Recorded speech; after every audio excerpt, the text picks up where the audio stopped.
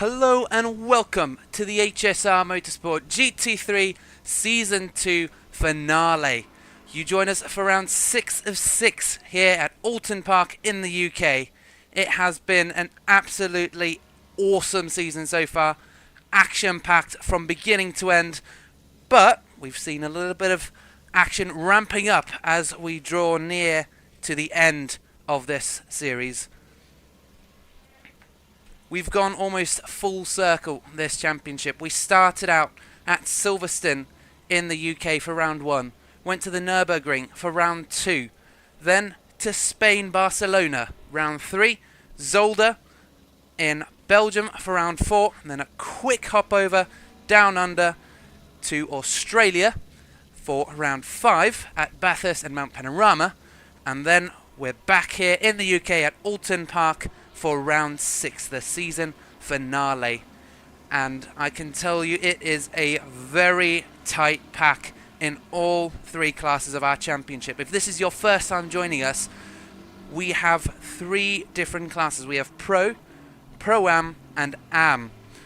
For those of you who maybe don't know that much about racing, Pro stands for professional, Am stands for amateur, and Pro-Am is a mix of the two. They're kind of midfield.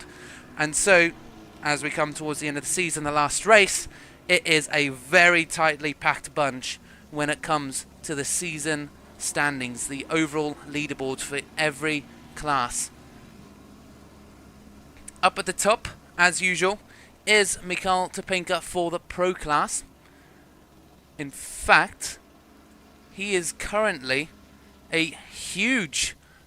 He's currently got a huge gap to P2 Nicola Robecci. He's currently 10 points ahead. He's had the perfect season. He has won every single race from pole, so I'm sure he will be looking to get that official title, the perfect season in HSR. 6th win of the season, 6th pole position.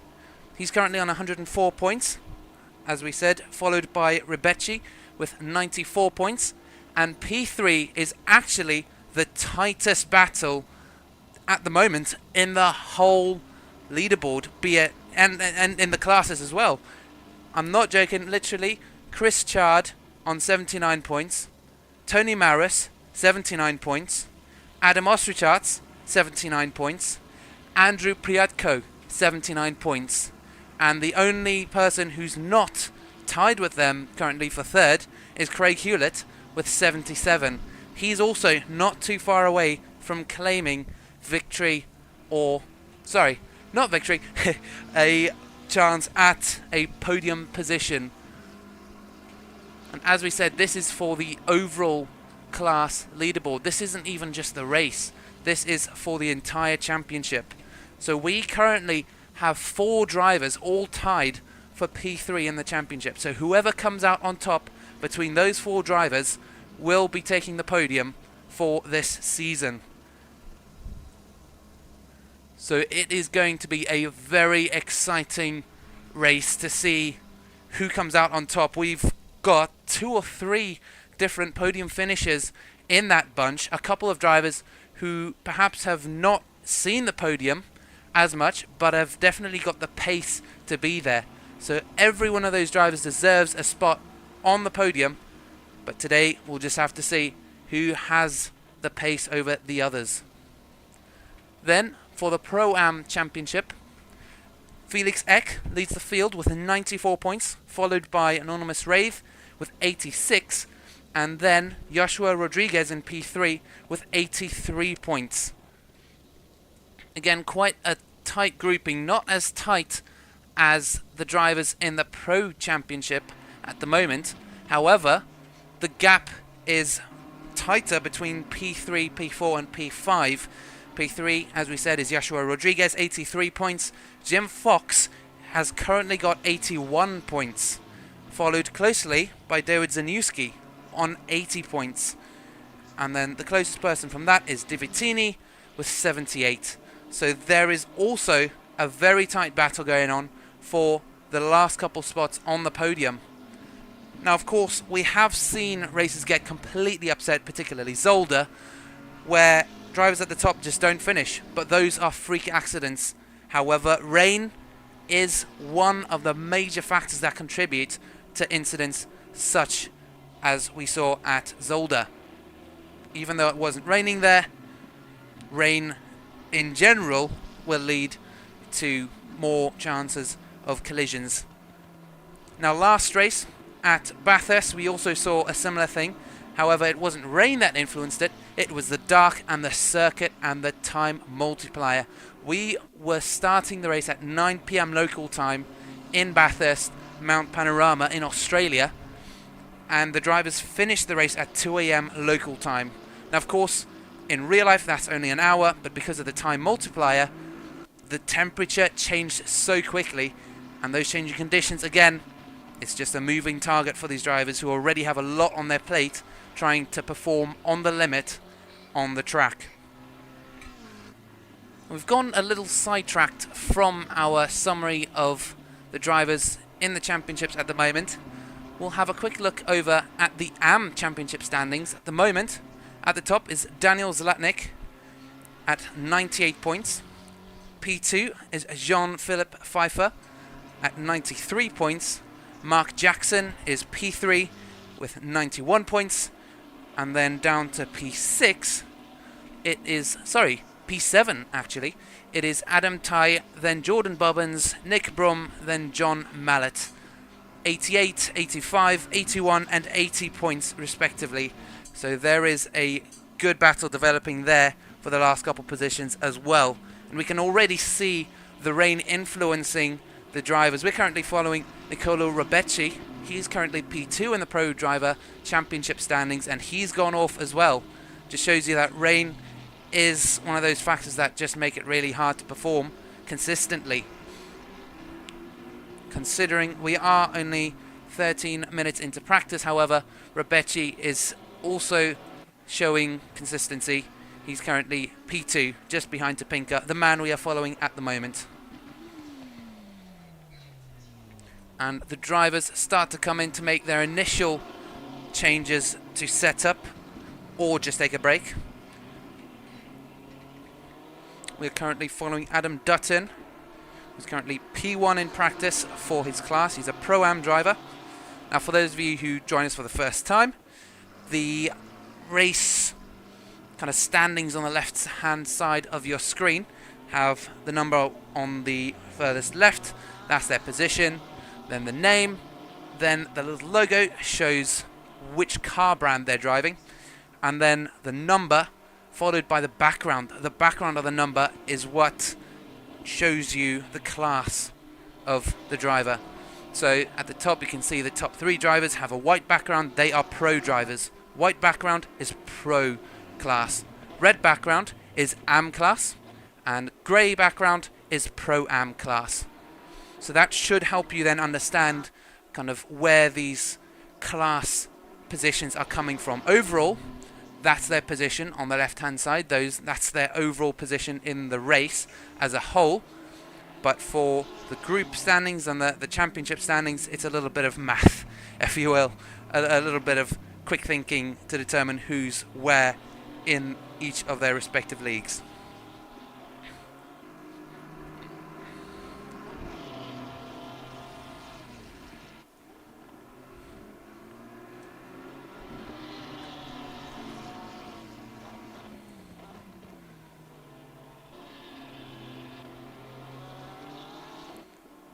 So once again, for those of you joining us the first time, the format for this evening is very simple.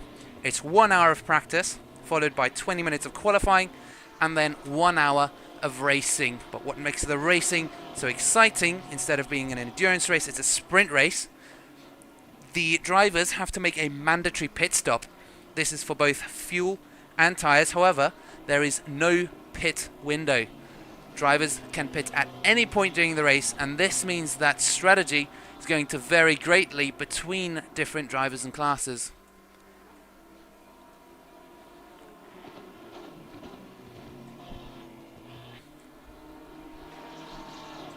And as you can see, the track is very wet. We have Adam Dutton spinning out on one of the final straights,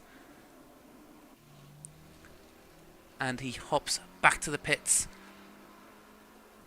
That is the tricky part of practice, as every driver goes out for a couple laps and then suddenly stops on track for their quick hop back into the pits. Let's follow one of the drivers that has really been surprising us late in the season, Dieringer. He's one of our late joiners. He joined from round 3 in Barcelona, so he only got to race 3 rounds so far instead of the 5 or 6, but he has managed to perform at the top of his class actually so far in every single race. He's finished P2 a couple times, and he took his first race win at Bathurst last week. So he is looking for yet another podium finish today.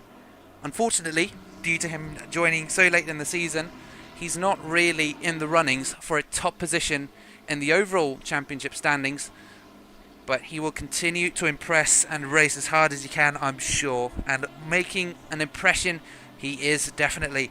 He'll be looking to maybe get a feel for the grid before next season, and unfortunately we don't have a date for next season yet.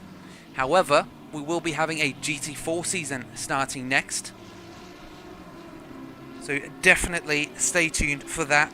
That will happen on Wednesday evenings, 7 PM BST, and I'm assuming it will kind of be the interim championship between this and next season of the GT3 championship.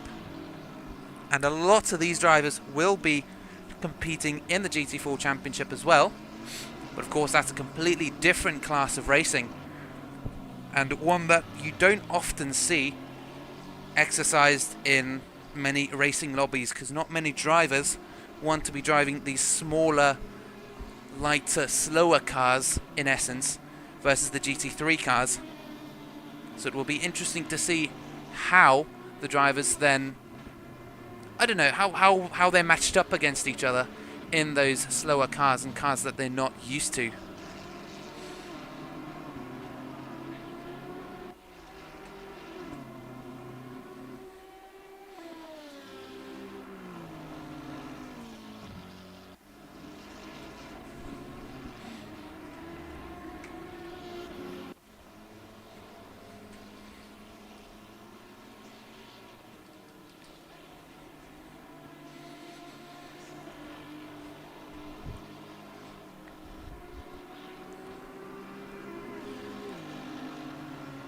Now, we will be having a couple interviews during practice today, as per usual.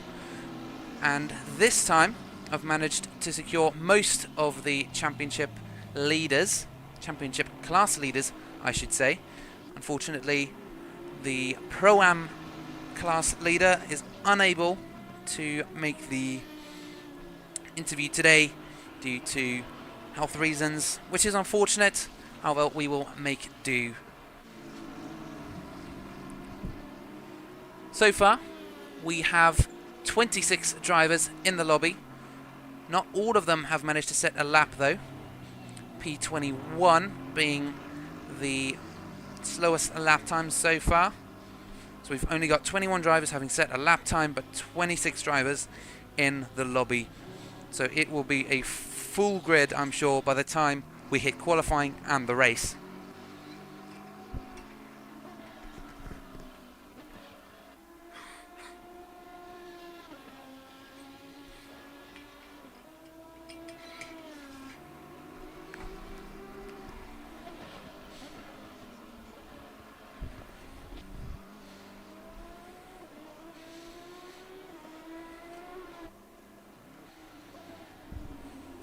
And here is Dieringer coming into the pits now.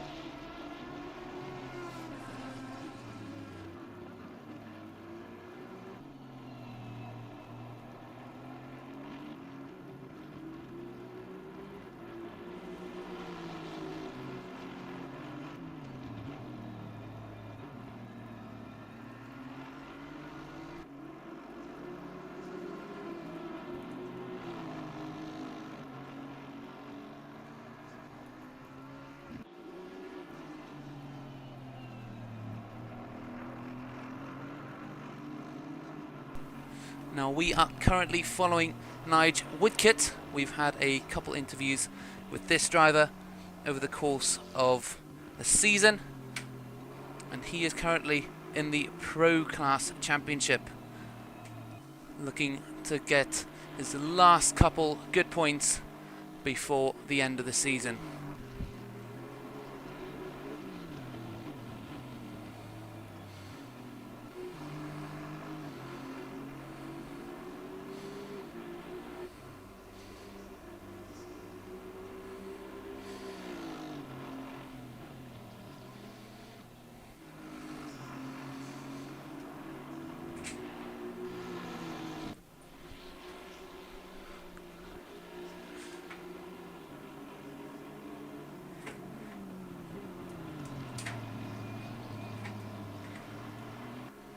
And Flinth Zlatnik joins me in the commentary box today. Welcome. Hi, how are you? I'm doing well, thank you very much, sir. How has practice been so far? I hate the rain. Yep, all the It's drivers fine. suddenly load in and it's just chaos. Cool. It's So fine. I want to be in the Aston. cool. So starting out, how has competition been in the AM class this season? I think it's good. We have like 3 or 4 people who's like 1 or 2 points between each other, and we racing for the first position. Except Mont Panorama. I think after Mont Pano I was building a small gap for myself, but yeah, I like it. It's good. People are racing properly, and yeah, usually the pro drivers let us race, not just diving everywhere. So Yeah. it's good. Oh, good. And are there any kind of drivers who stand out this season? Me? Right answer. Right answer. Anyone else?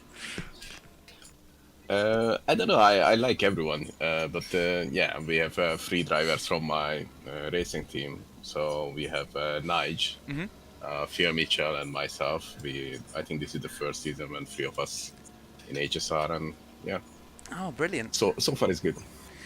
Brilliant. Good, good. And obviously you're P1 in the championship at the moment. What's your opinion on your performance this season? Has it kind of been meeting your expectations, or have you been underperforming? Give us a feel.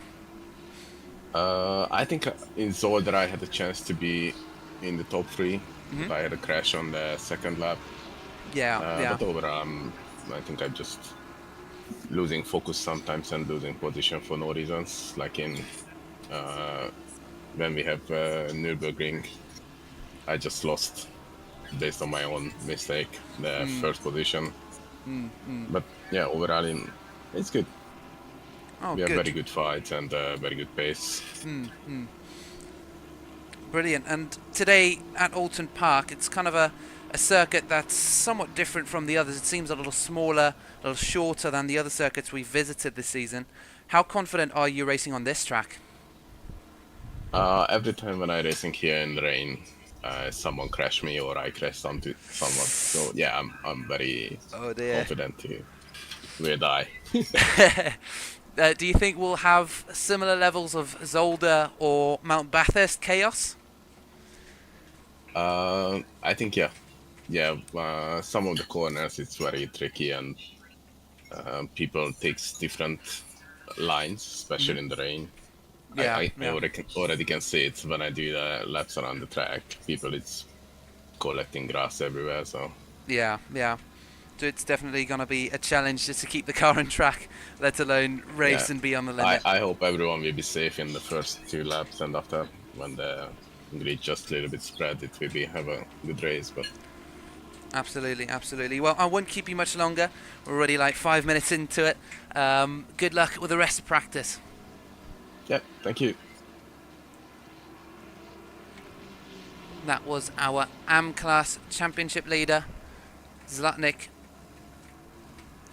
who is currently, as we said, he's got a small window to the driver behind Pfeiffer. He's got a points deficit to him, Sorry, not deficit. There's a small gap, and he's been managing that all season long. As we've heard, there have been chances for the other drivers to catch up, but at Mount Panorama in Bathurst, his lead got extended slightly.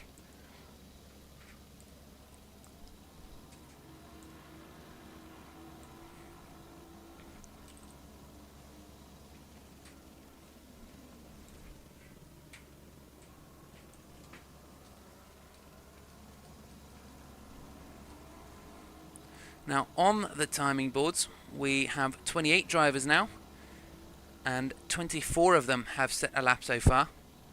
However, I'm looking at a very interesting lap time by Craig Hewlett, who's currently in the pits.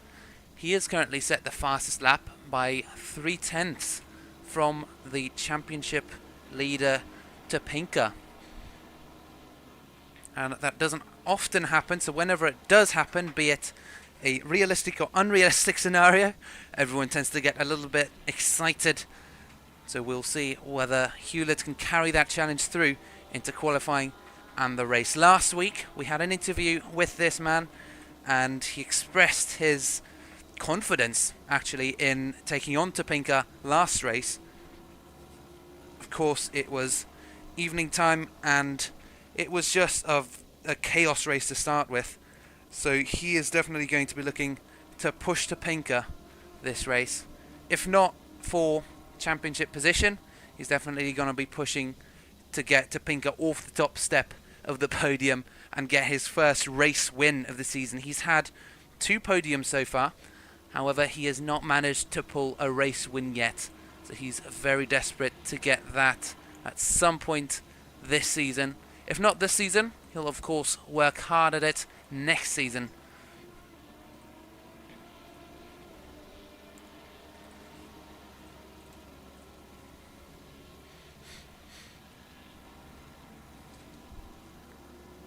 Now let's see if we can have a look at some of the cars and their liveries. Every week, drivers upload new liveries to our awesome sim livery collection thing. I don't know exactly how to describe it, but basically we get cool liveries to look at every week.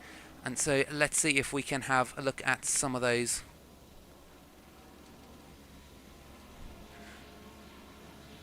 Chard, currently P3. Isn't it ironic? The first person I look at is the one with the, by default, black livery. This man has been running no livery all season long. Then Tony Moras, P5. Omega Motorsport Italia, one of those cars. Actually, Hosco should have his usual Ferrari livery.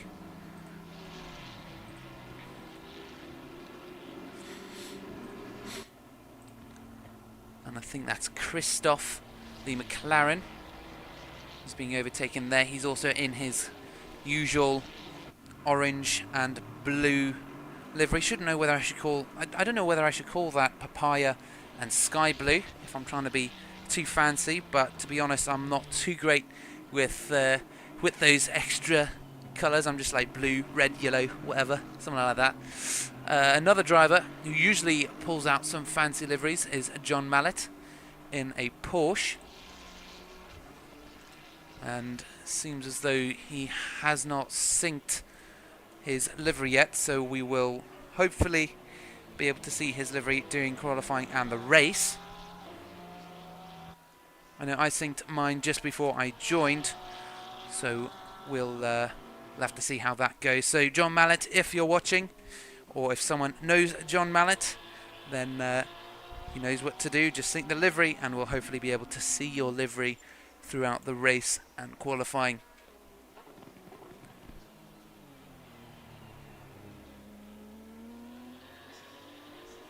Another driver who usually has a kind of really bright, different paint scheme to others is Jackson, as we see him going to the wall. This is Jackson now, red Ferrari. He's currently P3 in the AM Championship, and he's running his usual green, dark greenish livery who's managed to spice it up this time with a couple of logos and similar things.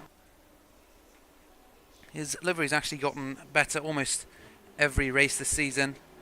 He went from just default green to some galaxy themed thing at Barcelona and then continued developing it. So I'm sure by the time we hit the next GT3 season here at HSR, he'll be running something completely different. I don't know. It'll be interesting to see whether some liveries carry over. I'm sure the Mega Motorsport Italia drivers will definitely be trying to carry that over. As we heard from Zlatnik, him, Woodkit, and what was it? Him and Mitchell, sorry. So it was Mitchell, Woodkit, and Zlatnik will be probably running similar liveries. They're currently running some turbo-inspired racing scheme, but all have their each distinct colour. So Woodkit's running a white base, Zlatnik's running a blue base, and Mitchell is, I'm not sure what base, oh yes, red. Mitchell is running a red base. Now another driver who we saw a new paint scheme from is Rucroft, running the same as last week. Also spicing things up, he's usually a red, blue and white-ish kind of livery, and he added some logos last week, and he's running them again here at Oulton Park, sorry.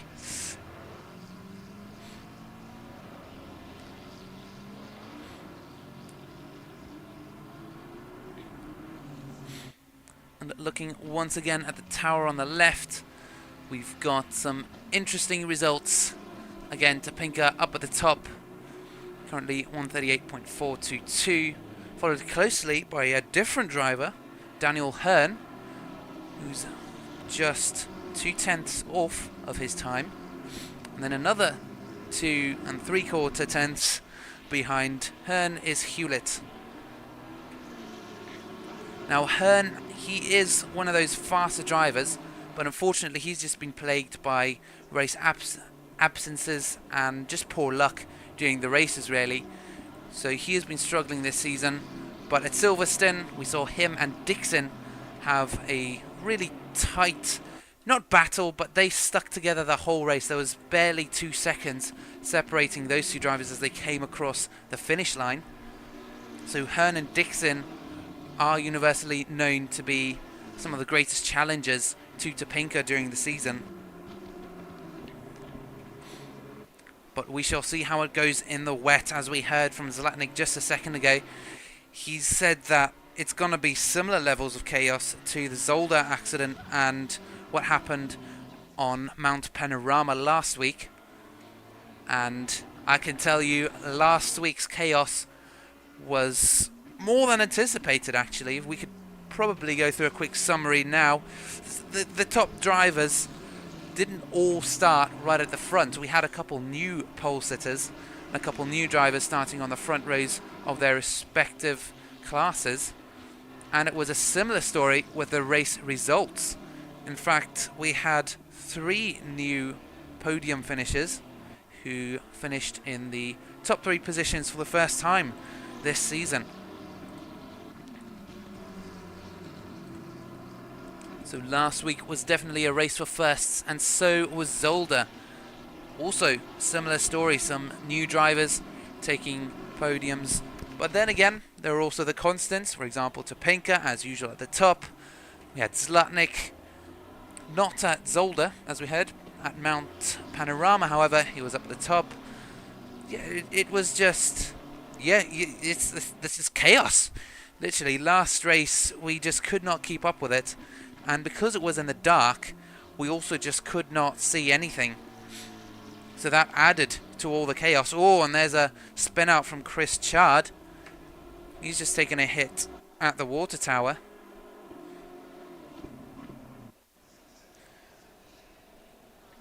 And the rain continues to pour.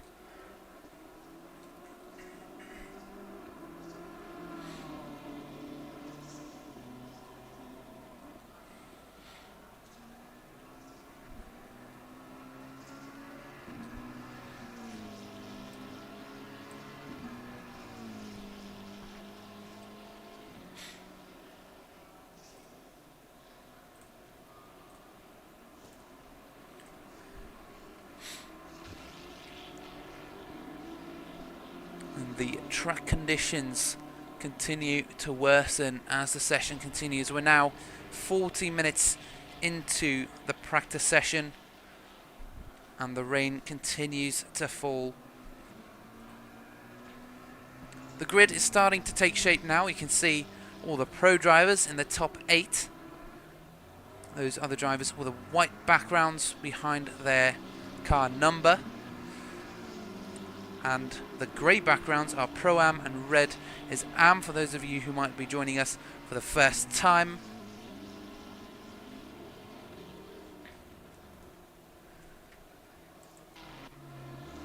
Now another interesting driver we've seen this season is Priatko. He's been involved in all sorts of interesting things this season. He's had pace to finish in the top positions, potentially on the podium. We saw him running in P3 at Barcelona in round 3 of the championship. However, he just could not keep it together, and unfortunately he got tapped out by Rebecci as they were fighting for the final podium position, and as a result he just lost ground. And then later on during the race he lost even more ground in some more racing incident related accidents. This is a driver who has the pace to be at the top, but unfortunately due to circumstances just can't make it. Now we actually have some contact to look at, a couple replays that we can observe. First one is between car 3 and 81. That's Mishk and Mitchell. Let's have a quick look at that. So this is coming out the pit lane through turn 2. Turn 3 might have been something right at the start. It is unfortunate sometimes the replays aren't as great, so we do not necessarily get all the info. But all I know is there was a collision. Oh, there's a Mishk going slightly wide on the exit. We have another one between... Car 57 has loads of contact listed. He's got 3 incidents so far. Christoph, currently P29, he's had 3 incidents so far. Let's look at the first one and then we might have a quick interview. So this is coming into one of the chicanes. Oh, and then just sits on the apex, and unfortunately one of the Omega Motorsport Italia drivers just hits him from behind. And it is a challenge for these Am and Pro-Am drivers to stay aware of the traffic behind them. And it is definitely a challenge in normal conditions, let alone raining and wet. So I can imagine this race is going to be particularly difficult for drivers such as Christoph, who's having to check their rear mirrors all the time.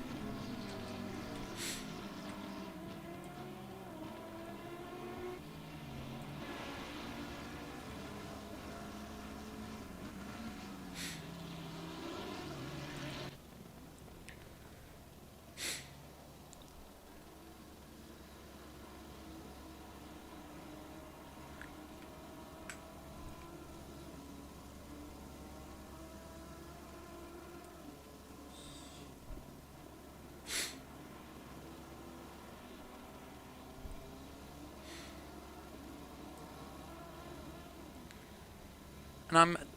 Ooh. 1 second, ladies and gents.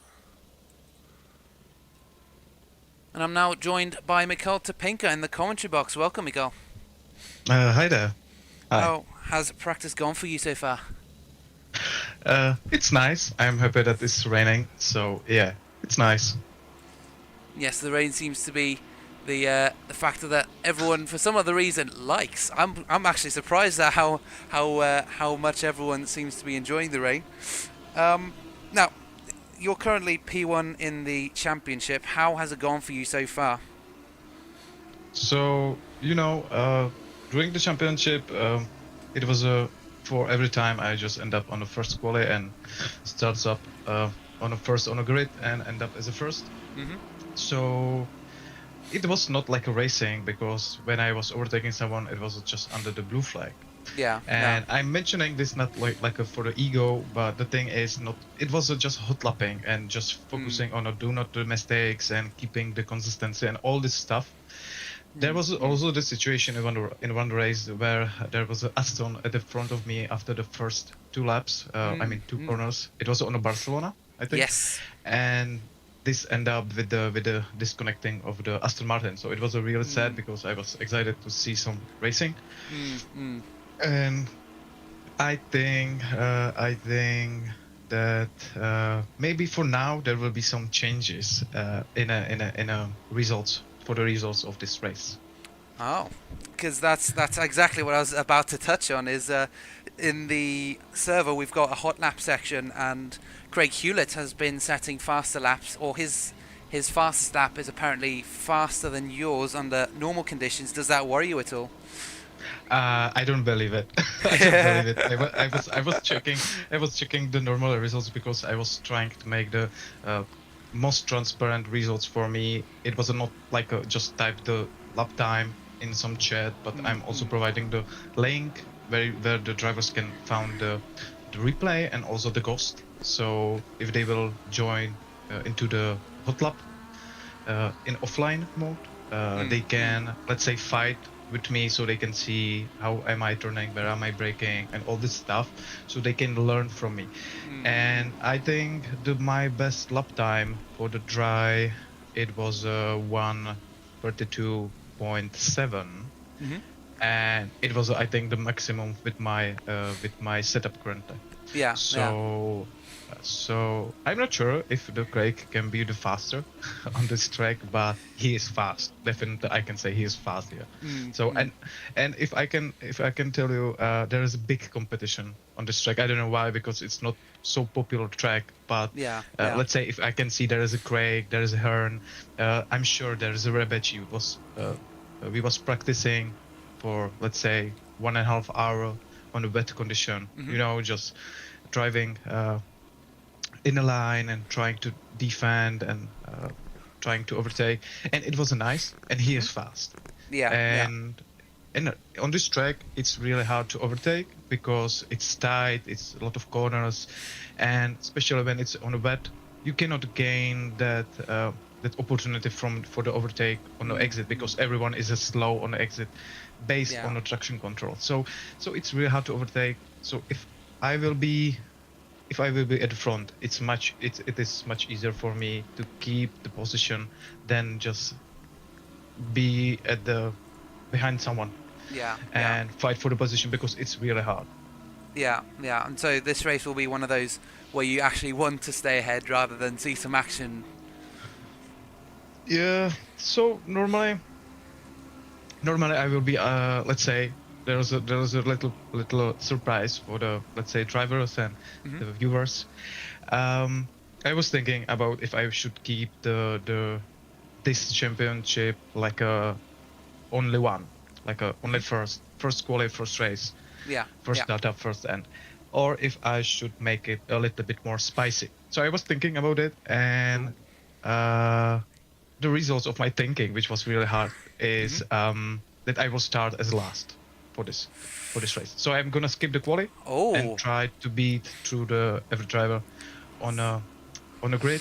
And I'm sure that I will not end up the first, but it will be really nice if I will end up in a top 5. That's some big news to me and the organisers and viewers, I'm sure, because usually you only do that with like really low AI settings when you're doing single player stuff, and you're doing this against real drivers. Oh, the ego boost, here we go.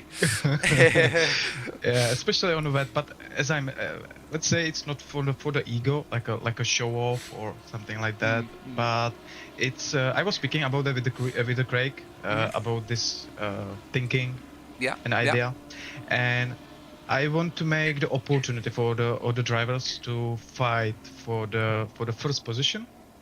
And also try to fight with me on a track, not just letting me go under the blue flag, but just enjoy the pure race when they can see me in a rear mirror and just enjoy the race. at 100%. Yeah, yeah. And I mean, I've actually just been keeping an eye out on the HSR server, and it sounds like Craig tried a similar strategy on a certain race, and the organisers didn't quite like that. So that's why I was kind of like, oh, this is quite interesting, because I'm sure some organisers aren't quite happy for drivers to do that. But I'm sure Hewlett will be happy to have his shot at a race win. Yes, yes, I'm sure about that. So, looking to the other classes now, you've been racing in the Pro class, but in terms of the other classes, Pro-Am Championship currently, the P2 and P3 positions are currently separated by 3 points. Do you think there will be a change of position there, or will it stay fairly the same? Let's say that I'm sure that there will be fight for the, let's say, first, second, or third position in every class, because it's really close, just for the few points. In some classes, there are drivers on same points. Let's say there is a 3 drivers on same points. So I'm really sure that the drivers will trying to fight for every point what they can get from this race. Yeah, absolutely, and especially in the Pro class, actually, the P3 position is currently being shared by 4 different drivers. I just can't. That's the closest we've been all season. Yeah. Which is absolutely incredible, considering we've had 6 weeks of racing, and here we are. 4 drivers all vying for the same position on exactly the same amount of points. But I'm sure with you kind of doing a different strategy, shall we say, for this race, it'll shake things up for sure. Yeah, I think so, and I hope nobody will rip my ass. so I will end up in a one piece. So yeah, I'm not trying to do, let's say, some dive bombs or being aggressive. It's nothing like that. Just trying to push. No, I'm gonna try to go safely and just enjoy the race. Nothing hard, but get the best position what I can get from the last, and just don't mess anyone else's other driver's race. Yeah, exactly. Because we had a discussion with Zlatnik just a couple minutes ago, and one of the things he said is that we can expect a similar mess to the Lap 2 Zolder incident or Mount Bathurst level chaos. So, considering you're starting at the back, how do you feel about that claim? Do you think there will be some massive crash and you might get caught up in it?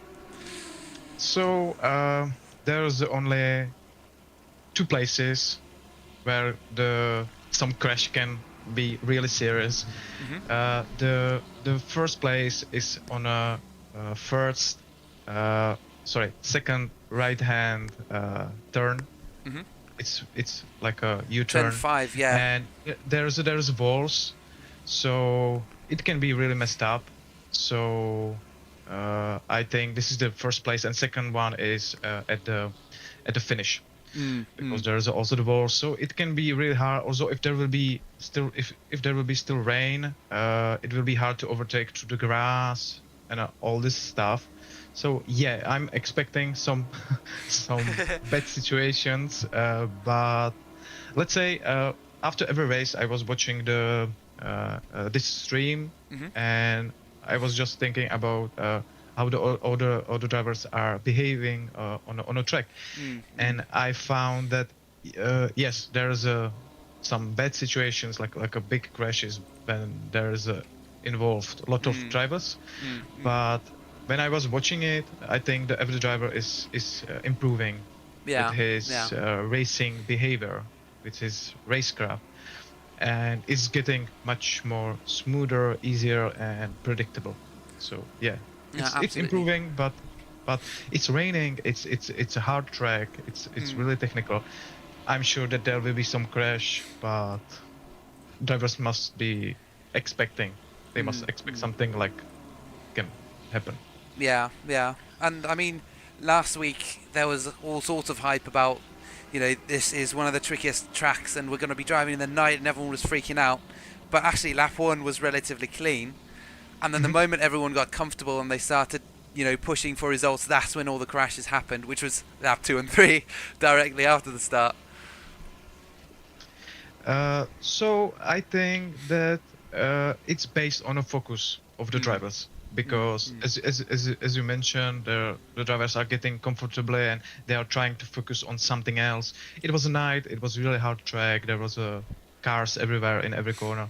So yeah, it was obvious that something can happen.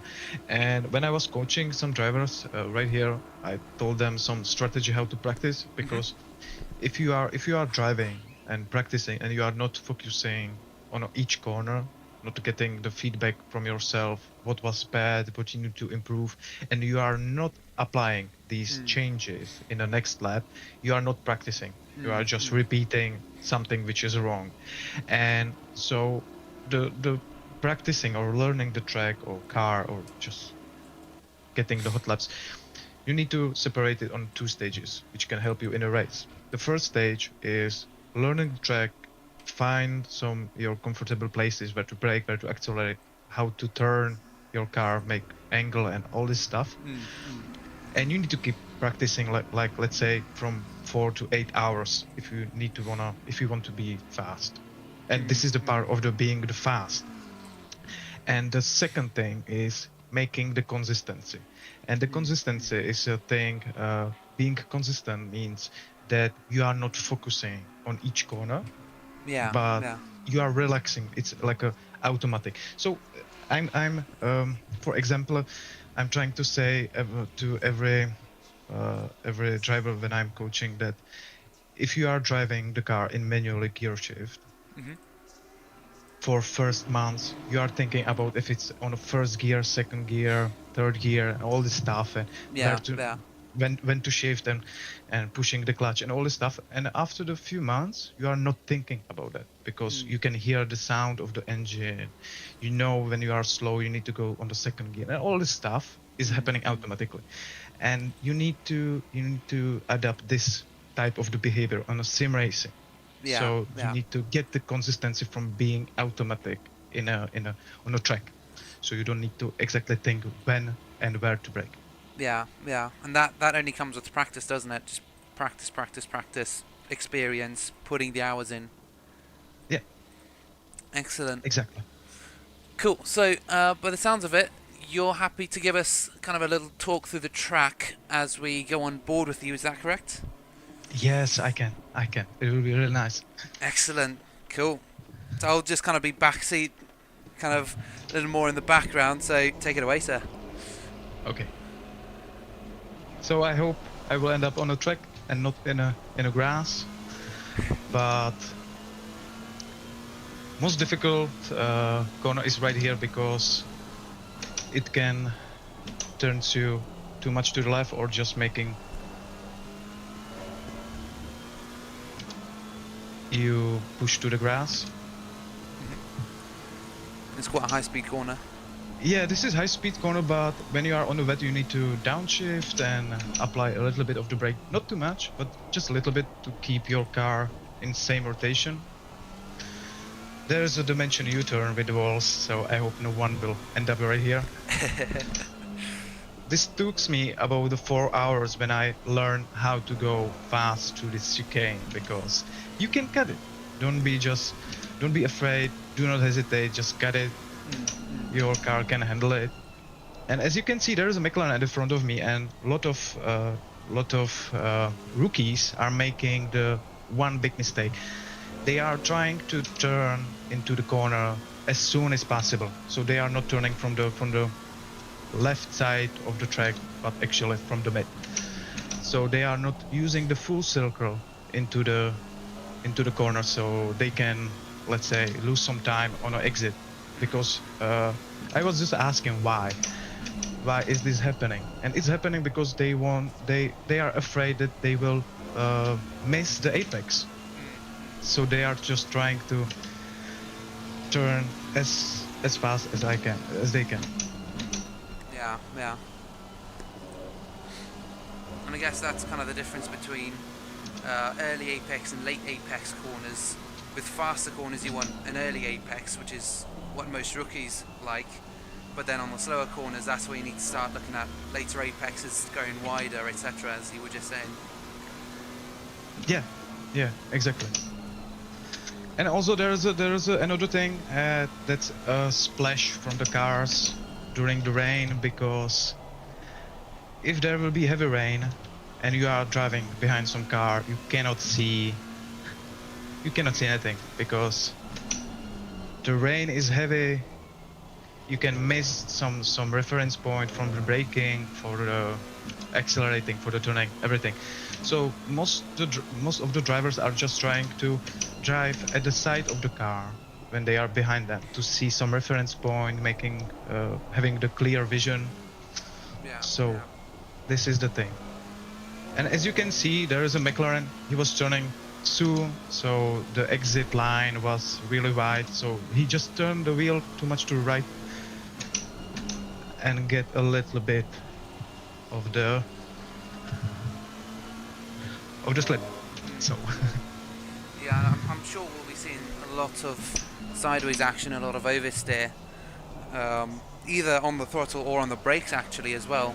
If some drivers maybe catch a bit of grass, the rears can just completely lock up depending on where the brake bias is. yeah, also there is a thing that you need to expect based on especially when you are on a wet, that when you need to brake, you cannot turn. It's basic turn, because your wheels are, your brakes will get through the ABS, and you are actually not even braking, not really turning. You are just going through some line to the corner. So if you need to brake, just brake and keep your wheel straight. If you need to turn, just keep releasing the brake and let it go on, let's say, 20%. It will be nice. You will keep still braking and you will be still turning. But if I will, let's say, for example, if I will brake right here and turn the wheel, yeah, it's not braking, it's not turning. You get the worst of both worlds. Yeah, and you will also get the spin, because you are actually losing. You are over the limit of the tires. So you are going just straight. Yeah. And the thing as well, which just came to mind actually with that spin, is usually when you have some oversteer issues or you maybe spin out, your tires are really hot and in essence damaged from that spin out. Is that less during the rain? Yes, because when it's rain, your tires can actually getting much more colder in few seconds, in a few moments. So yes, it's much more easier for making the mistakes and don't get any penalty from your tires. So yes, if you are making some mistakes like drifting to the corner, which can look real nice, but it will definitely have an impact on your tires. And when we are speaking about the tires, when you are actually in a some fight, like if you are even defending or trying to overtake, you need to take the different lines. It's not the racing line, it's a, let's say, defending line or trying to overtake. So you are actually pushing car on the limit, because your line through the corner should be much more wider or much more tight. And if you will keep fighting through the, let's say, 3 or 4 laps, you will lose a lot of time, not during the race, but on a next laps, because you will get penalty, like losing the grip on your tires. So it's all about the strategy. If you want to fight, keep fighting, but you need to think about that. You will lose the time in next laps. Yeah. Cool. Well, I see practice is coming to an end, so I will have to leave you. I guess I can't say. Well, I'll still be watching from the commentary box, but we'll have to take a quick break just so we can update the liveries and all the usual pre-qualifying thing. I guess I can't wish you good luck with your qualifying since you'll be mostly in pits, I assume. But Yeah. we'll definitely be keeping an eye out for you during the race. It'll definitely be, it'll definitely spice things up. Okay. Okay. Thanks. Cool. Good Thanks night. for the talk. Okay. Bye bye. See ya. And the shocking news from the current Pro Class leader.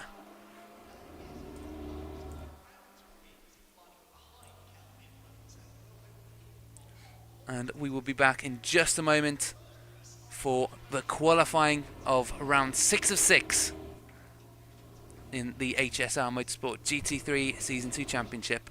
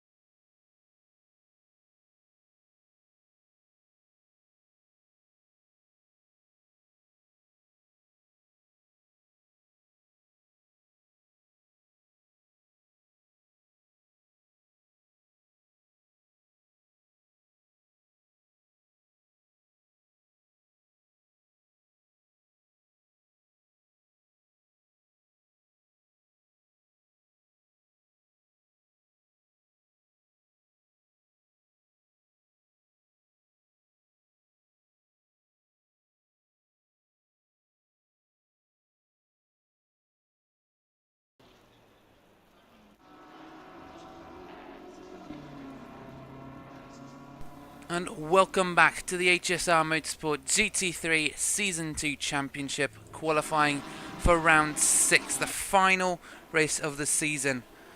We've just had quite an interesting practice session with Topinka making some very interesting claims, saying he will be starting from the rear of the grid rather than taking his 6th pole of the season, if possible. So shocking news from the current Pro Class leader. He's been running a virtually perfect season so far. But, of course, running out at the front means that he's been quite bored at times, as we heard. So he'll be looking for a challenge today, which means starting from the back, seeing how far up the grid he can go. We're currently following Jackson, one of our AM drivers, currently P3 in the championship.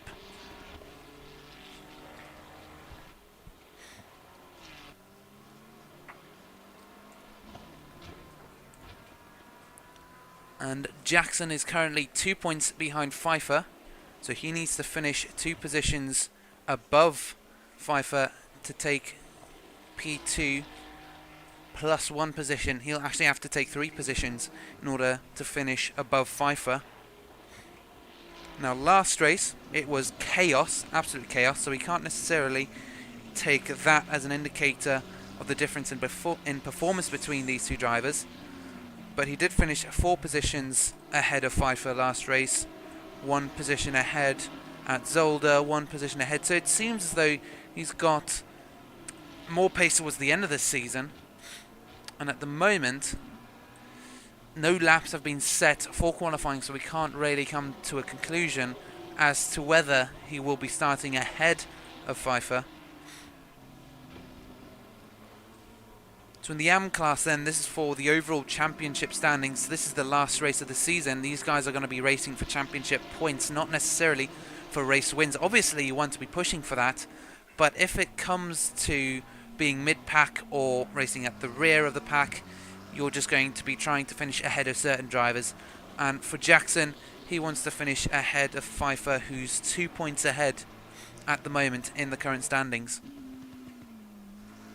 Now to take P1, Jackson would have to finish 9 places ahead of Zlatnik, and we've seen how consistent Zlatnik is. He's only finished outside the podium once this race at Zolder, and that was due to a huge crash.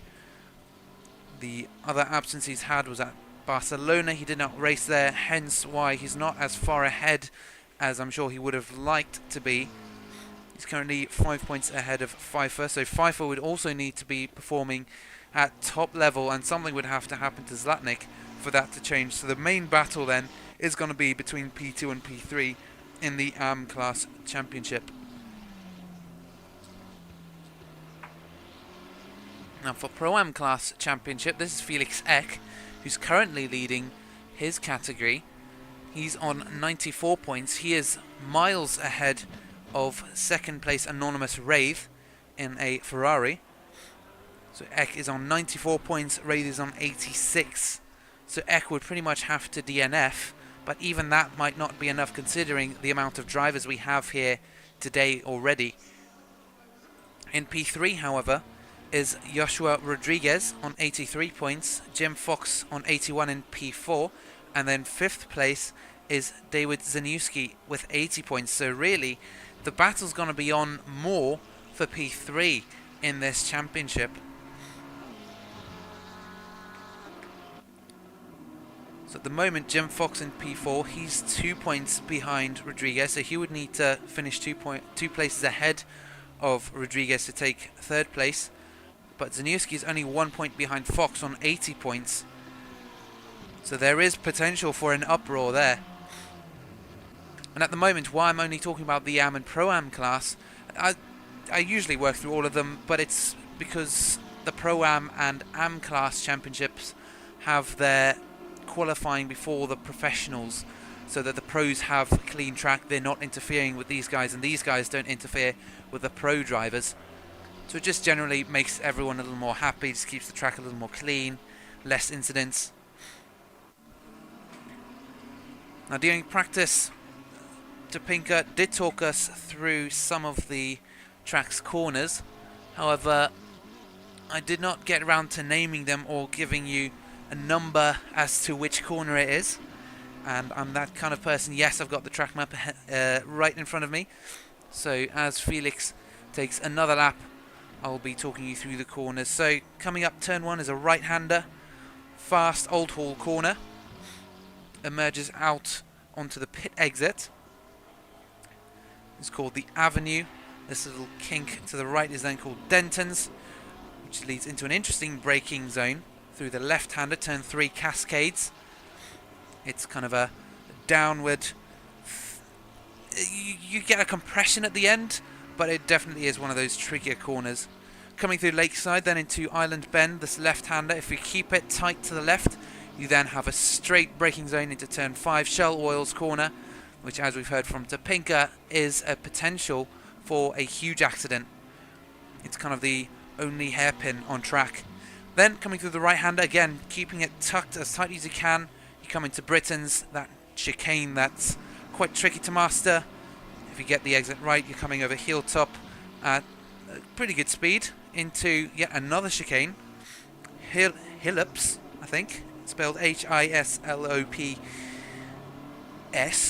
So this is quite interesting. And coming out, it's Knickerbrook, the right-hander, through Clay Hill, this left, and there's a decompression there, but you're not coming fast enough for that to really influence your grip levels.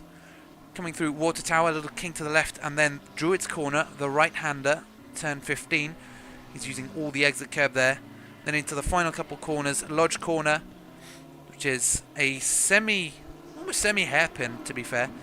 And then a very interesting last corner, Deer Leap, a little kink to the left, which, if you're coming into the pits, will launch you straight into your pit box. A very interesting circuit for sure, but now the pros take to the track, and as we've heard from the man at the top, Topinka, he's not qualifying at all. He will be starting from the back of the grid. So really then the drivers to watch are going to be Hewlett, Rebecci, and then the 4 drivers behind in the championship, which is going to be Chris Chard, Tony Moras, Adam Ostricharts, and Andrew Priadko. All 4 of them are currently tying for 3rd place in the championship. They are fighting for that last spot on the podium. It is very, very tight between them. And we've seen some good competition between those named drivers. Adam Ostricharts seems to have snuck in there, same as Priadko. Really, all those drivers have just suddenly seemed to appear on the scene. Craig Hewlett used to be the P2, P3 finisher, but after a series of unfortunate races at Zolder and Mount Panorama, he's dropped in the standings. He's currently 2 points behind those 4 drivers who are tying for P3.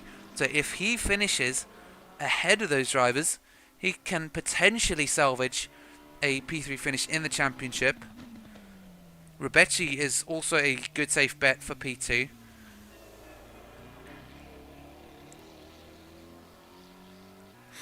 And the conditions continue with a 23 degrees and 27 degrees respectively for the ambient and track temperature.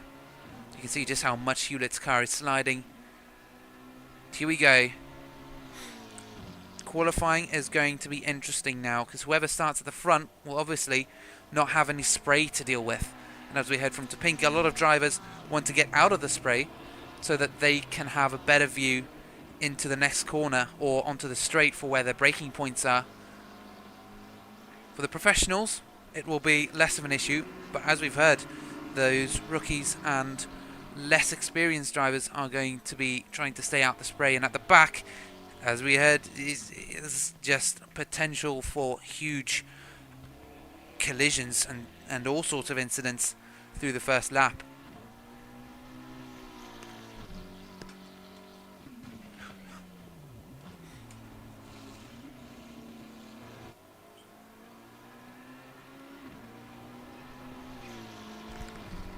Now the laps start pouring in. The pro drivers setting their first laps. Rebecci currently highest, P3 overall, but as you know, qualifying isn't over until everyone has set their lap time, and it really isn't over until the end of qualifying, really, because anything can happen. Someone can pull out a last lap, absolute banger of a lap. Sometimes it just stays as it is, and all season long it has been Topinka at the top. As we heard from himself as well, Dixon and Hearn, they were challenging him during the season. but unfortunately disconnections and internet issues prevented Dixon from finishing ahead. Fastest lap so far is a 1:39 set by Martin Mischk, who's dropped in the championship. He was one of the top contenders, but unfortunately he lost some positions and points in the last couple races. In fact, he is P10 now. He did not start twice and finished P10 at Zolder due to that massive crash we've been talking about all session long. Now, if you do want to go check out any of the races or any of the incidents we've been talking about, most of the season's live streams will be up on YouTube.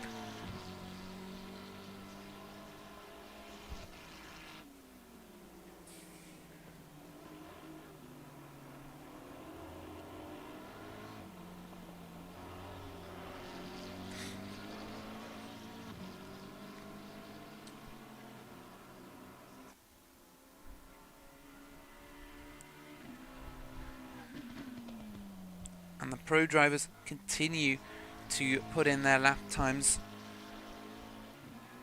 We really can't make any judgments as to who's going to start at the front. If we were to make a judgment call right now, we would have 2 Pro-Am drivers at the front, a pro driver in the row behind, and an Am driver on the second row, which seems very interesting for sure. I mean, even just looking at the tower on your left, you're seeing P2, Felix Eck at the top. Yeah, that's a Pro-Am, followed by a Pro, and then an Am driver who's suddenly just gotten into the top 10. He's the only Am driver, Hosco, in the Ferrari. He's the only one up there at the moment.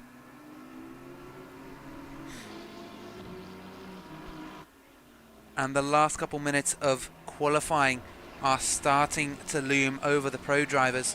They seem to be struggling a little bit compared to the Pro-Am drivers. They're struggling to set their first laps.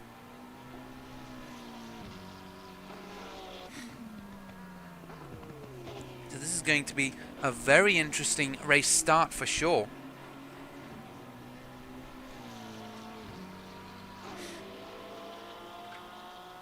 Two and a half minutes left in qualifying. That's maybe potential for 1, 2, potentially 3 laps. So there really isn't much time left for the pros to set their lap times. And if it stays like this, then we are going to, for the first time this season, have a Pro-Am driver start on overall pole.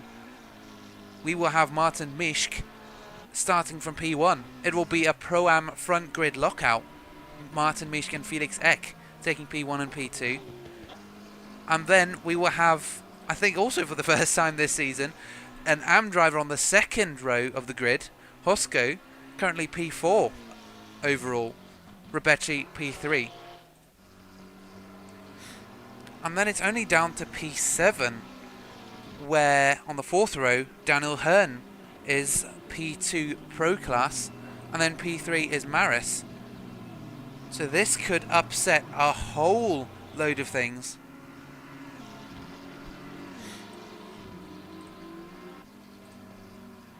And it's only a minute and a couple seconds remaining in qualifying.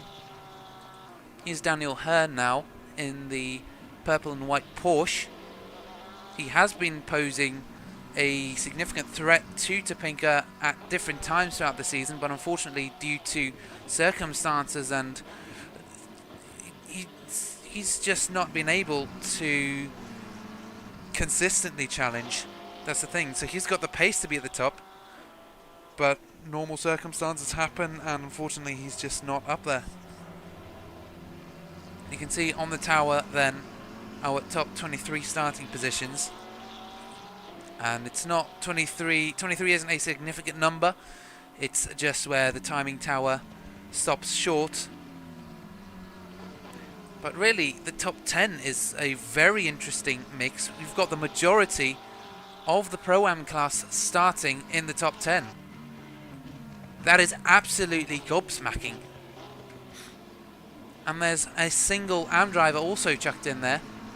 And only 2, 3, 4 pro drivers. Sorry, I was counting through them one by one. 4 pro drivers up at the top. No, there we go. There's another pro driver. That is a very interesting starting grid. Mishk, P1, Hearn, P2, Ek P3, Rebecci P4 and Hosko P5. Our top 5 containing a driver of every single class in the championship. And as qualifying comes to an end, we'll be back for one final livery sync before the start of the race. So we will see you in just a moment. Make sure to have some sort of comfy chair, get popcorn, because you're not going to want to miss anything happening during this race. And we'll see you in just a moment.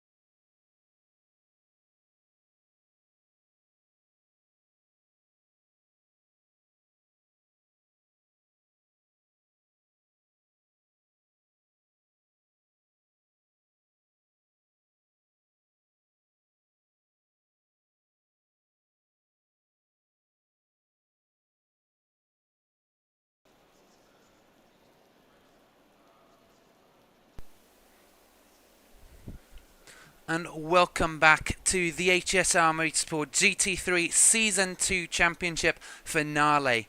You join us for round 6 of 6 here at Oulton Park. This is the start of our final race of the series, round 6 of 6. And as you can see on the left-hand side of your screen, that tower is showing some very interesting starting results. For the first time this season, Mikhail Topinka is not starting at the top. In fact, he is starting dead last, and that is not because of an incident. That is voluntarily. He has opted to start from the back in order to give other drivers a shot at the top, which is, of course, noble, and we do really appreciate it, Topinka, but it will definitely shake up the races this evening. At the moment, P1 for the Pro Class, the top three is going to be Dixon, then Hearn, then Rebecci. Those three have been challenging Topinka all season long. Then, in the Pro-Am class, is going to be Mischk, Eck, then Dieringer. All three have been race winners and race I wouldn't say winners actually, sorry. Race podium finishes, and then a surprise pole position in the Am class for Hosko in P6 overall, followed by Ty and Pfeiffer. So the championship there is also looking to be very interesting as the cars get going for the formation lap. And this race is going to be a full formation lap, the previous race being similar, but that is due to difficult conditions. Last race we were driving in the rain. Sorry, my brain is just gone. Last race it was in the evening with a 5 times multiplier. Today it is in the rain, and this is going to be our first race actually with rain in the potentially the entire concept, the entire championship history. Season 1 we didn't see any rain, but yes, I'm going to be struggling to keep track of what's going on at the moment because of just the starting positions. Mischk starting P1, Dixon P2, Hearn P3, Eck P4, and then Rebecci P5. And the way this affects the championship standings at the start of the race is also really interesting, because if the drivers from P10 to P13, those are kind of the top drivers fighting for P3 in their championship. Maris, Massaro, Chard. Sorry, not Massaro. Massaro is not in there, but it's Chard, Maris, and Hewlett. They're definitely fighting for position. So yes, this is going to be a very interesting race indeed.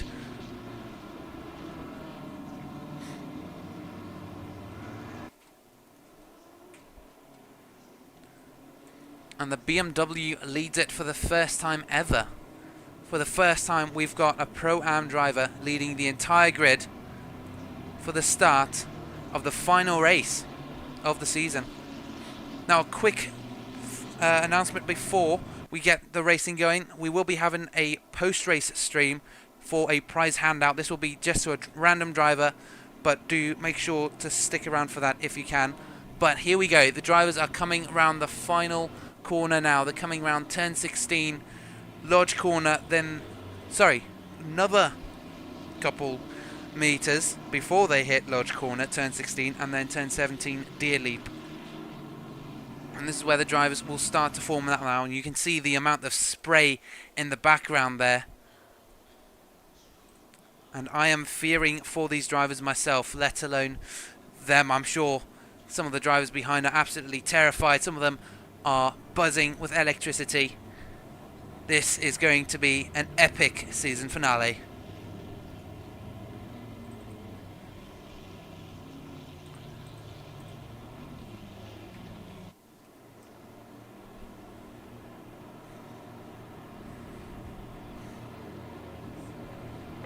And the green flag waves at Oulton Park. Spray is going up into the air, and Dixon's had a brilliant start. He's straight up into the lead of the race. Hearn is looking for P2, but we do have some drivers going across the track. There's Felix Eck. He's spun out. Turn 1. We almost saw a couple drivers go off, but they've managed to keep it on track. And Hosko's also taken a turn, but I can't catch him fast enough. Drivers are currently still just moving around. It's happening so quick. You can see there's a Porsche in the background. That's Rodriguez. There's another Aston Martin off into the grass on the hill. And it is absolute chaos at the moment.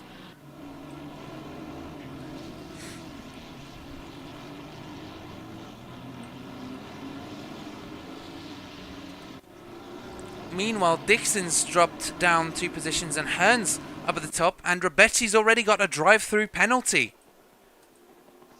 How has that happened? Rebecci already with a penalty before the race has even properly started. That is absolutely incredible. I don't know how that could have happened. He might have jumped the start. Is that what's happened? So currently then it's Hearn, Rebecci, Dixon for our top 3. Looks like we do have a fight for 3rd place in the championship overall on our hands. It's Chard versus Maris, the McLaren versus the Aston Martin, respectively, coming through this last section into Lodge Corner now. Depending on the order in which these 2 drivers finish, that will determine who will take the last position on the podium. Rebecci's just pitted for his penalty. He's immediately taking it. There's the Ferrari in the background making a move on Hewlett. Or I think he was actually holding that position. And the gap increases now. The gaps will start to open up as the drivers get into their groove. It's only the end of lap 1 now.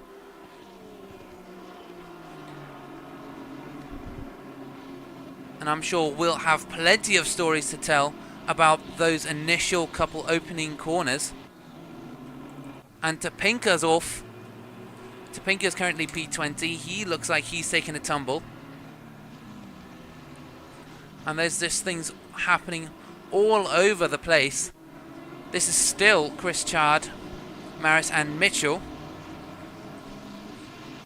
Chard is currently P3 in his category, P6 overall. He's got 3 Pro-Am drivers ahead of him, but he's also got a Pro driver right behind him. And that Pro driver is one of his rivals for his position in the championship. But looks like he is currently under attack more from the Pro driver behind. This is Maris slipstreaming Chard coming into turn 15, Druid's corner.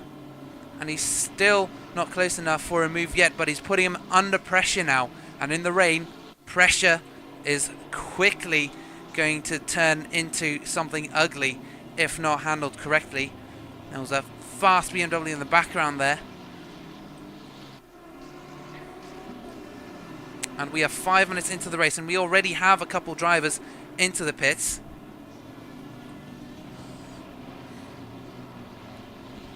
Whoa, and that's a wide BMW in the background there. That's Dutton. Dutton has had a huge moment, but he's managed to keep it out of the walls and roughly on circuit. But he's dropping down the order now. And Massaro's also dropping slightly, but not by too much by the looks of things.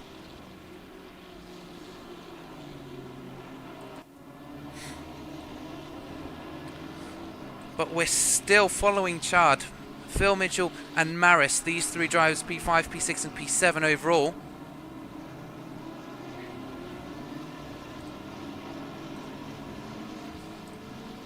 Now as it stands, for the Pro drivers, Hearn will be taking his first race win of the season. He's been chasing that for so long, and he came close to it at Barcelona, but unfortunately internet issues forced him out of the race. So I'm sure he is thrilled to be at the front, but now he just needs to watch for Daniel Hearn, who's only 0.4 seconds behind. But we are currently following Chard, and Chard seems to have gone wide. Is this Maris's opportunity? Coming through Druid's corner, turn 15. Now through the last section. And Maris is looking to pile on the pressure, but Hewlett is right behind as well. Hewlett's looking to get involved. In fact, Hewlett is actually closer to Maris than Maris is to Chard. So this is a potential battle we could be seeing. But Hewlett needs to finish 2 positions ahead of Chard if he wants to hold on to 3rd place in the championship. He's currently not P3 actually, he's currently P7 overall, but he has been running P3 in the championship for very long. You can see Chard is just waiting to get through, throwing a signature dummy. We've seen that. Oh my goodness! And that's Chard into the barriers! Chard and Mishk. No, sorry, Chard and Mitchell both into the barriers. Meanwhile, Deringer's holding up Maris and Hewlett directly behind. Oh my goodness. And that's Chad's hopes of a podium finish in the season shattered. Straight into the barrier. And this then means that Maris and Hewlett are going to be our big battle to watch. This is Maris now right on the tail of Deringer. Hewlett's fallen behind slightly. In fact, he might come under assault from Massaro. You can see just how much pressure Maris is putting on Deringer. He just wants to get past him so that he doesn't have to deal with Hewlett. And he's taking a slightly wider line through there. And he's got the inside line now coming through the exit. Over turn 17, Deer Leap. Oh, but now it's Hewlett's turn. Hewlett taking a switch back into the braking zone. And Hewlett taking P3 in the class. A beautiful move from Hewlett. Maris just was not expecting it. He saw him in his mirrors, and Maris has gone wide now. Maris then into some blocks, and here's Priatko. And so much has just happened in the last 15 seconds. So Maris then has dropped. His chances have significantly decreased. Priatko has overtaken Maris. Those two drivers are both contending for P3 in the championship. And that's Massaro slow ahead as well. Massaro's had a horrible exit out of Shell Oil's corner, turn 5, and he's gone wide at the chicane. Oh my goodness, things happening all over the place. So as it stands, Hewlett just needs to make one more position in his class in order to finish in P3. So Maris then has lost out to Priatko as well. That's his chances significantly decreased. And I'm seeing a slow Woodkit. Yes, there seems to be some issues on the first chicane, Britain. Divitini and Zanuski might have had an issue. Yes, Divitini going wide. And Rodriguez slips by as well. And there are all sorts of things happening at the moment all over the circuit. Can't quite keep pace.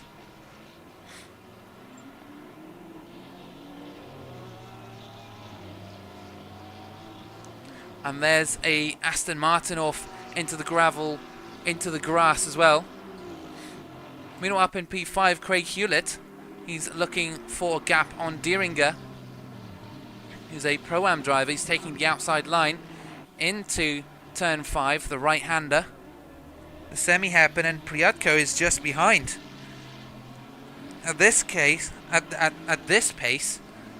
I don't think Hewlett is going to hang on or is going to finish P3 in the championship. I think Priatko might be able to steal it out from 4-5 drivers' noses. He's going to slip in and take those positions. And we do have a slow-moving Urso. And Urso is just dropping down the grid. He's currently P17 overall. And there might be an issue. Actually, Urso is up 6 places from where he started. So considering that, that is incredible. The person who's made the most from the race in terms of gaining positions is Oliveira and Topinka. Those two have gained 13 positions overall, but the driver who's lost out most is going to be Felix Eck. He's lost 14 positions. Actually, no, Hosko has lost more positions, 16. Chad has lost 23 positions. And there's Urso going round and round at Druid's corner, turn 15. And there seems to be an issue with his car. He just can't keep it on track. And the rain seems to be affecting a lot of drivers on the grid.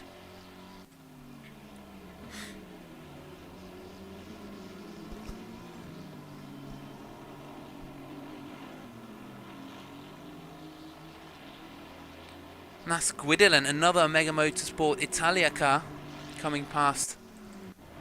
And this now is a developing battle coming out of turn 5. Deeringer, Hewlett and Priatko, Pro-Am, Pro and Pro, respectively. And as we said, Hewlett needs to finish 3 positions ahead of Priatko if he wants to take P3 in the championship. So Priatko's looking to be in a pretty good position right now, but we're only 12 minutes into the race. So there is potential for some upset throughout the rest of this evening. You can see Christoph, a back marker, letting some of the traffic through now. Oh, and Priatko takes evasive action as they come over the hill, and Hewlett's looking to the inside for Water Tower and Druid's Corner. There it is, the dive bomb through the right-hander, and he's up. And there's Priatko's chance as well. Priatko's looking to make a position. And can you believe it? Maras has managed to catch back up to the back of Priatko, so we could still see a battle for 3rd position in the Pro Class Championship. Hewlett's managed to get ahead, but he will have to catch up to Dixon and Hearn and essentially win the race if he wants to stand a chance at finishing on the podium this season. There's the move from Priatko. Oh, but he's gone wide. This is Maris's opportunity now. Coming through turn 3 Cascades, Priatko went slightly wide. Does that mean Maris is slightly faster running? No. Priatko, in fact. Oh, he was keeping the inside line, and that's Maris! Maris has just collided with Deeringer. Deeringer's lost it through the left-hander of Island Bend. And he's taken Maris along with him. So Priatko then in a fairly comfortable position. I cannot believe it. We've seen 2 Pro-Am drivers take out Pro drivers due to just simple oversteer mistakes coming through Island Bend, which is a tricky corner, to be fair. Oh, and there's a white McLaren in the background as well. You can see, I think that was Topinka out on the grass. So even the professionals are having an issue driving this track in the wet. Oh, and we've got a drive-through penalty for Martin Misch, who's currently P1 in his class. He's P3 overall. And that has to be for track limits.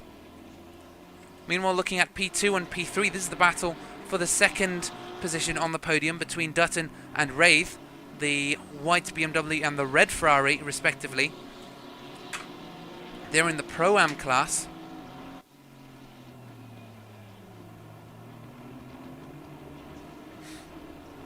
And Dutton is going to be defending from Wraith at some point, but Wraith has just gone wide, so I'm not sure he'll be having a challenge anytime soon, as long as he can keep it clean and not spin out. At this point, that's an actual factor. It's not just drivers who are forcing them into errors, it's actual just driver error pure on its own.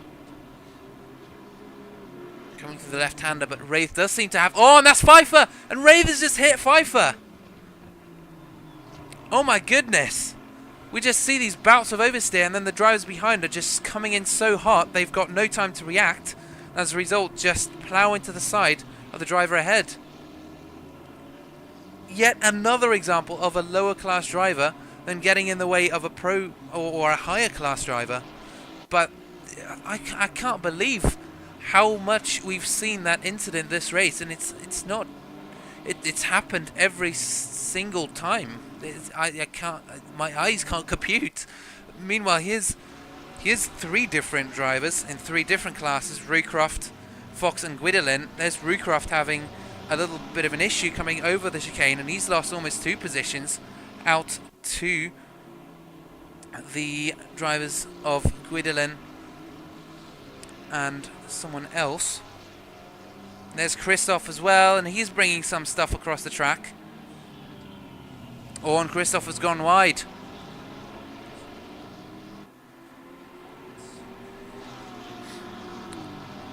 I can barely keep up with what's going on at the moment. Oh, and there's another Porsche going sideways across the track. And that looks to be John Mallet. Here's Guidilla now on Rucroft in the blue McLaren. The blue McLaren can barely keep it steady coming through turn 16, the right-hander. And this is Rucroft versus Guidillin, and Am versus a pro driver. Coming into turn 1, Guidillin's got that inside line, and they keep it nice and tidy through there. No collisions, and Guidillin backing out slightly, but not much as they come through Cascades, the left-hander. Oh my goodness, we've had an action-packed first 17 minutes of the race, and I can't even begin to consider the impact of these finishing positions as they are on the championship standings. I'm going to need someone, a scribe, just to do the calculations for me and determine who finishes where. We've just seen a switch of position between the drivers Ty and Pfeiffer up at the top for P2 and P3 in the race respectively. Ty has just overtaken Pfeiffer for P2 in his class.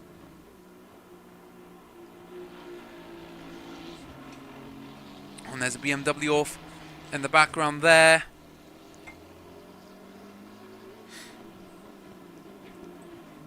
Oh, and you can see the evasive action taken by the green Ferrari.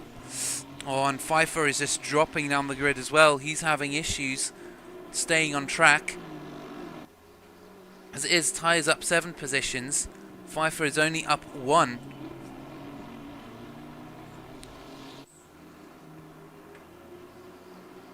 So our top 3 then is Dixon, Hearn, Priadko for the Pro class, Mishk, Dutton and Rave for our Pro-Am class. And in the Am class it's Rankin, Ty and Pfeiffer, a couple familiar names and a couple strange names. Here's Ty making a move on Mishk now. Mishk seems to be having issues. Is that a potential piece of damage I'm seeing to the front of his car? I can't tell, but Mishk is going slow. And considering this is the guy who started P1 overall, he's dropped 8 positions then.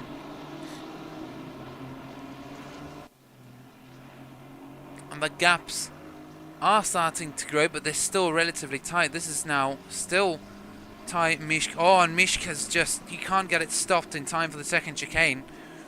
Hillips and Knickerbrook. So he emerges behind the other BMW of Dutton, but he still manages to retake the place. He's on the grass now and keeps it nice and steady. Oh, and he's really pushing the limits. You can see how close he was to the grass there, and Ty is also on the grass, on the gravel, using as much of the exit curb as possible. And things start to cool down now for the first time in 20 minutes. Cannot believe the amount of action we've seen, but Recroft is dropping now. He's had a rough exit out of Druid's corner, and he's going to lose out to Topinka as well.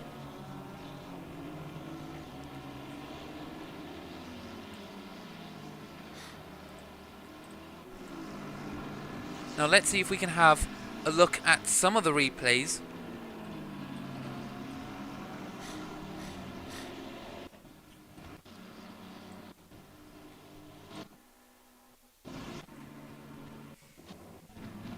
Apologies for the issues.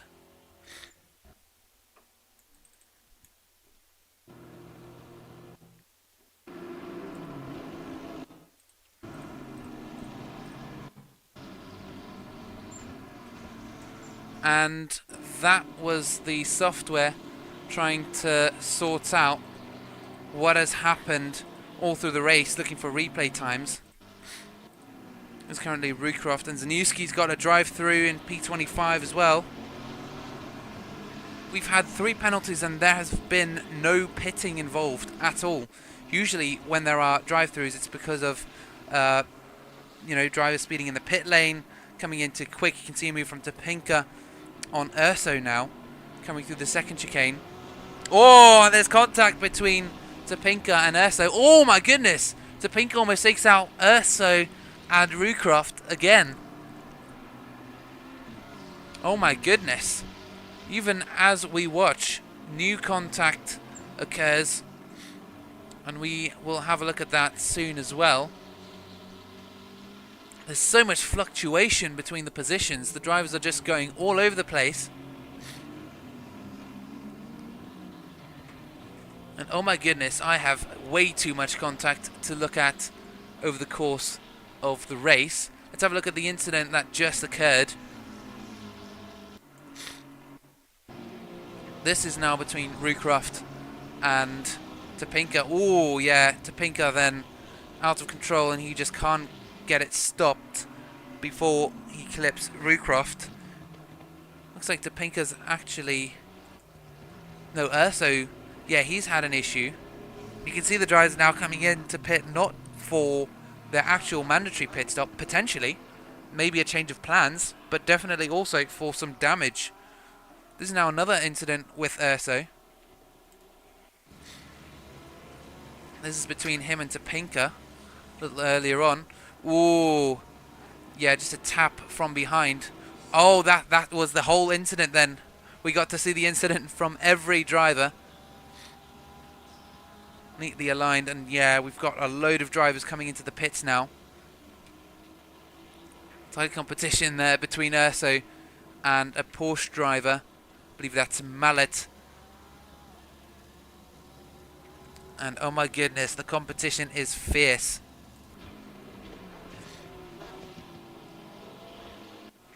Dutton and Wraith just swapped positions. I suspect Dutton has just had an incident. Number 812. He's had an incident, but it's not listed on the contact thing.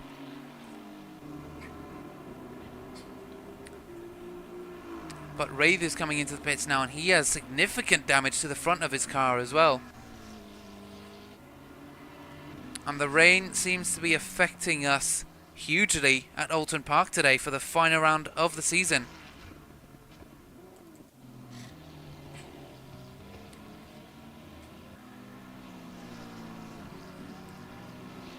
Let's have a look at some more incidents if we can. There was an incident between Wraith and Mishk. That might be where the damage on the front of his car came from. Let's have a quick look at this. So coming through the top. Oh, and he just loses it and taps Mishk. Fortunately, they both managed to keep control of their cars. So no adverse effects really between the two of them. So currently it's Daniel Hearn and Dixon up at the top in a similar fashion to the first race of the season, where Dixon was in P2, Hearn in P3. And Hearn is only 0.8 seconds behind Dixon. So if there's an error from the Aston Martin ahead, that's going to be the Porsche's opportunity for a race win. This is all up for grabs now. The race win is going to be between one of these two drivers in the Pro Class Championship, or Priadko potentially. But Priadko is a whole 23 seconds behind, so that's unlikely. But given what's happened already, anything can happen.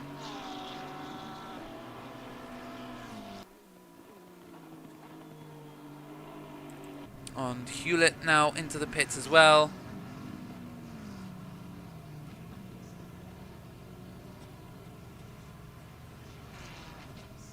Let's have a look at some more contact. We've just had some between 87 and 80. Massaro and another driver. These two red, black and white Ferraris seem to have seen tons of action today.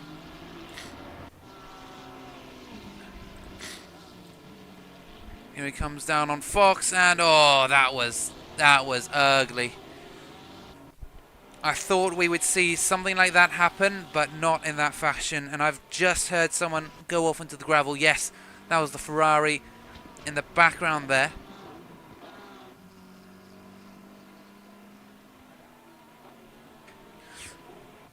See if we can have a look at some more contact. 404 and 812.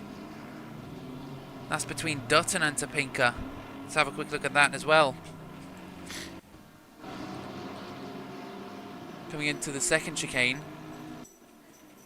And just a slight rub. So tight racing at the back, but respectful as well. Dutton then, currently leading the Pro-Am class.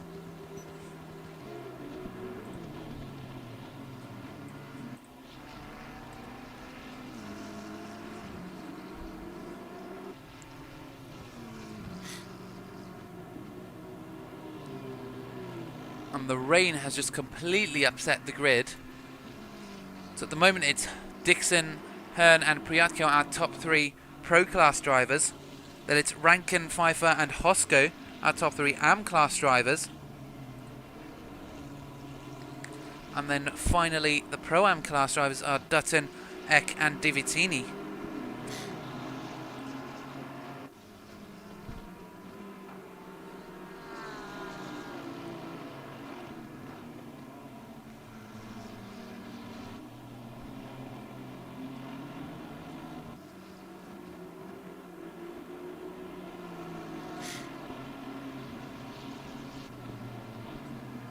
And I do apologise for some of the lag, it seems, on screen. We'll hopefully have a solution to that at some point in the next couple weeks.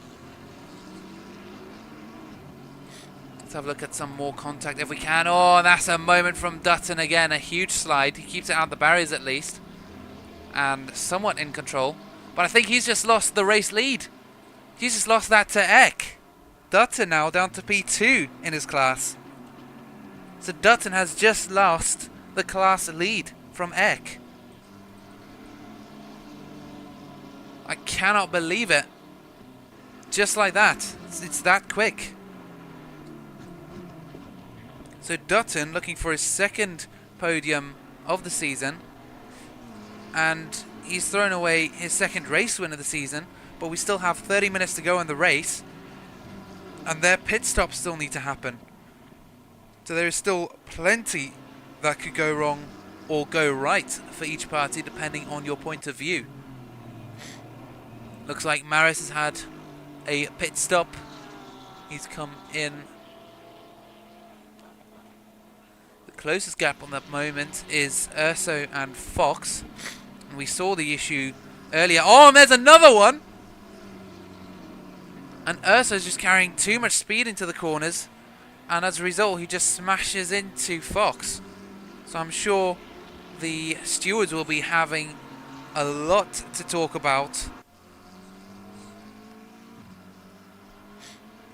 Unfortunate for both parties, really, because they both take damage. Fortunately, Urso does seem to be respectful when that happens, and he just allows Fox to go ahead. Sometimes, though, Fox has no option. Like there, he just got absolutely launched forward through the chicane. Let's have a quick look at that incident again. 80 and 72. So this is coming into the first chicane. Coming through the second section, and yeah, just way too much speed. Or potentially the regular speed, but Fox was slower. There's a big difference in speed. We'll call it that.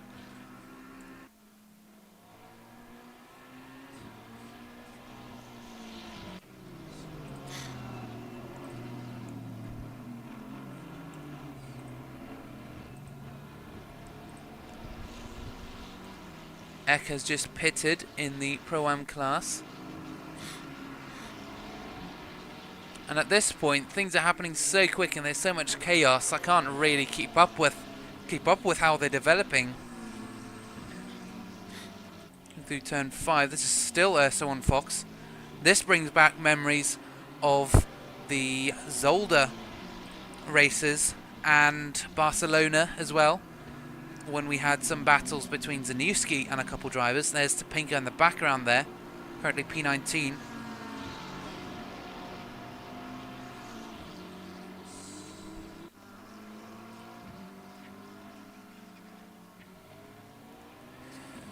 Oh, and Urso's struggling in the conditions.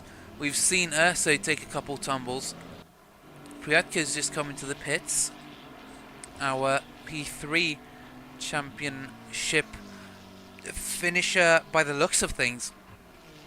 He just needs to finish ahead of a select couple drivers in order to take the last podium spot of the season. Currently another close gap is Guidolin on Pfeiffer, a Pro Class driver on a AM Class driver. Let's see how much curb Guidolin is using. There's Pfeiffer peeling into the pits as well. Everyone's starting to make their pit stops now. Sounds like Priatko has made it back out on track. You know, there's a good fight now coming between Urso and Topinka. Urso is only 0.2 seconds behind Fox, so this could be a very interesting battle.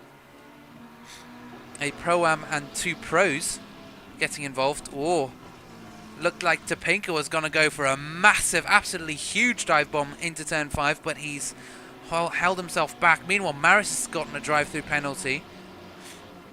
Coming into the first chicane now, turn 10, 11 and 12. And they're all still nice and tidy there. There's Priatko in the background. Here's Topinka's chance down the inside of Urso. Or outside, should I say, coming into the second chicane. And Urso can't outbrake him. And was that potentially Urso accidentally going down an alternative route? I have no idea what happened there, but Urso suddenly dropped. He's 4 seconds behind Topinka now. Meanwhile, Topinka is going to be looking to make ground on Fox now. As we heard during practice, he starts... Oh my goodness! And that's Fox off into the barrier! Off into the barrier and straight back onto the track. Was there some form of contact between those two drivers? I wonder, but Fox seems a bit out of shape coming through the final couple corners. Is there damage to his car? There is a little bit on the left rear. And oh my goodness, I cannot believe what just happened. Let's have a look. There is contact between Fox and Topinka. Let's have a quick look at that incident. This is coming through Druid's corner now. Big change in speed, and yeah, he just taps him from behind. And I swear that wing was looking lopsided. And oh my goodness, we are starting to see more penalties pour in. Dutton has taken a stop and go 30. And Duval has got a drive through as well. So now drivers are starting to receive all sorts of penalties. The usual pit stop chaos is starting. And we still have 38 drivers. Can you believe it? Oh my goodness. Fox and Priatko are having a shunt there. Oh my goodness. And Priatko says enough is enough. Fox spun out by Priatko. To be fair, Priatko should have been let through on the straight before the second chicane, before turns 10, 11 and 12 already. And he just didn't. Meanwhile, Hearn has gone off into the gravel, but that's not the gap I was looking at. Someone was stationary. There was a yellow somewhere. But yes, Fox has spun out again. Things seem to be disintegrating for Fox. He's just dropping down the grid. He had such a good start, and now he seems to be dropping slightly. Here come the rest of the grid behind. Here's Rucroft, hoping to take advantage of the slow McLaren ahead. He's not quite ahead, and this is the biggest battle now. Rucroft, then Fox, and Eck is also just behind. And the drivers start to pit. There's a deep move, a move right down the inside from Rucroft, but he's not close enough. And Eck now is looking to make a move. He wants to get ahead of Fox. Oh, and there's potential contact there. Coming through turn 2. Denton's now through Cascades. And the pressure remains firmly on the back of these drivers. There's Rucroft potentially looking to the inside. Oh, but he's taken on grass. Is this? Yes, that's X chance, but Rucroft has spun out. Oh, and he almost collects a Porsche from behind as well.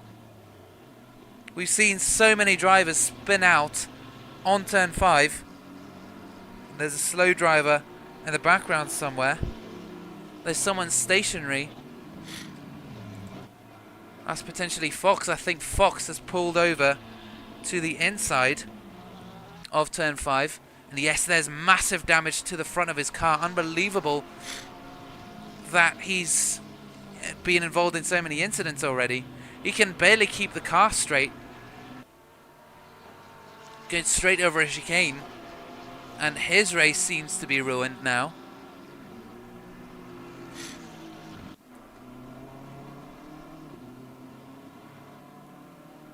And this is pretty much, as predicted by Zlatnik, a Mount Panorama replay almost.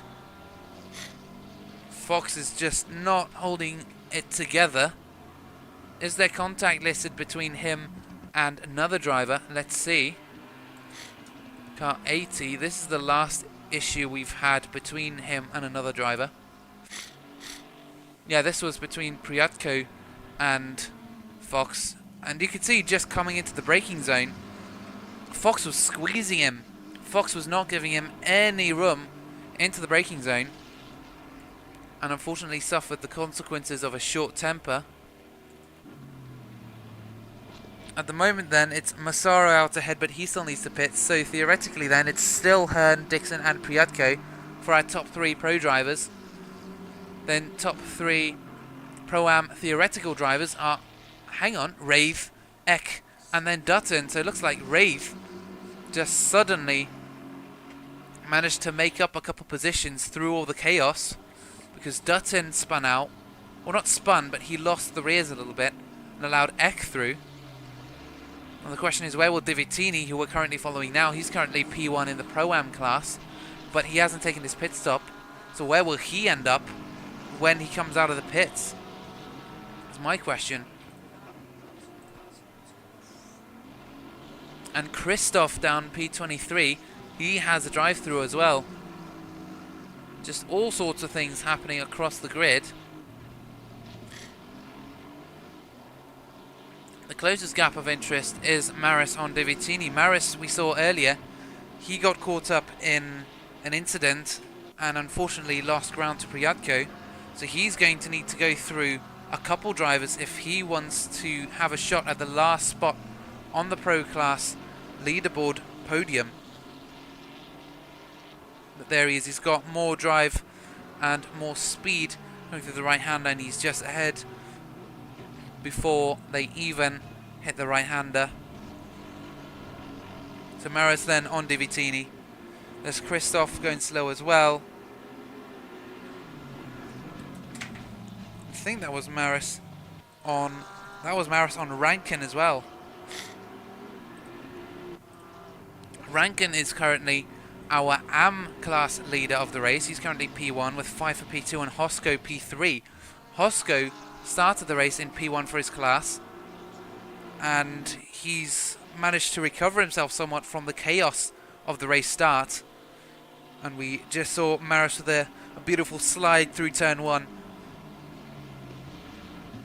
And the drivers are definitely pushing as hard as they can during this race, and the organisers have not made it easy for these drivers in terms of the relationship between the pressure to earn points and the dangers, if you will, of racing in the wets and in the dark. These last 2 rounds have been absolutely crazy, and I've barely been able to keep up, if at all. And we have our last couple drivers pitting now.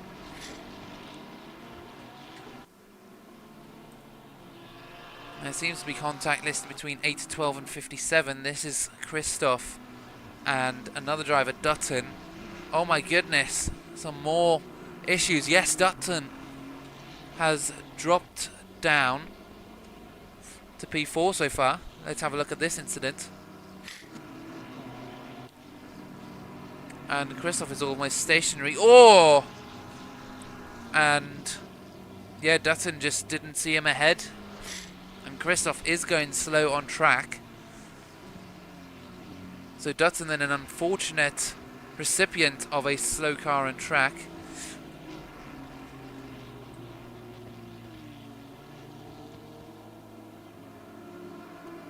So Dutton then down into P4 for his class. So that means Wraith is currently P1 in the Pro-Am class, Divitini P2, and Felix Eck P3. So Divitini is actually, after his pit, he's still in a relatively good position. So this could be Divitini's first podium of the season.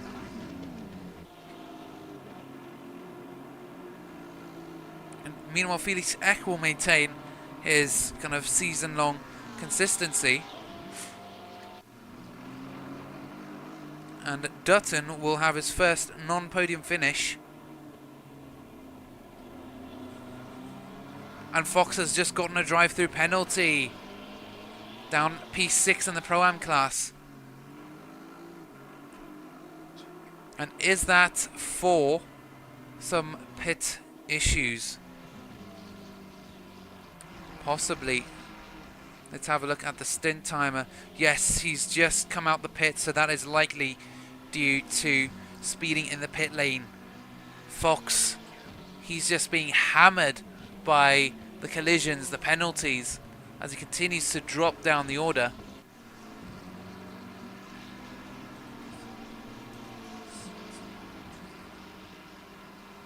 And the rain has just completely upset the grid.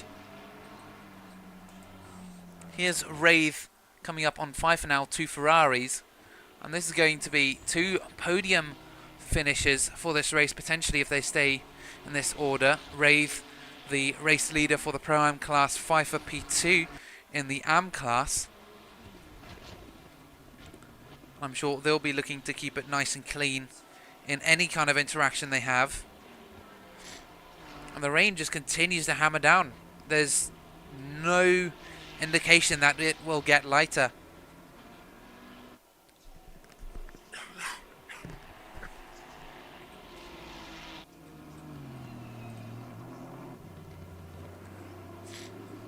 And hold on.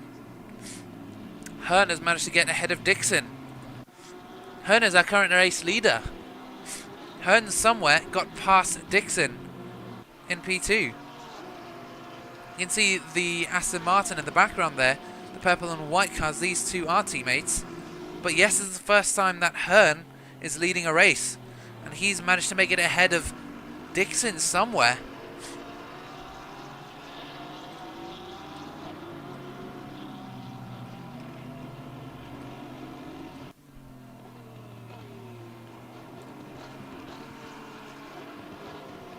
There's no contact listed, so it must have been either something during the pitting time,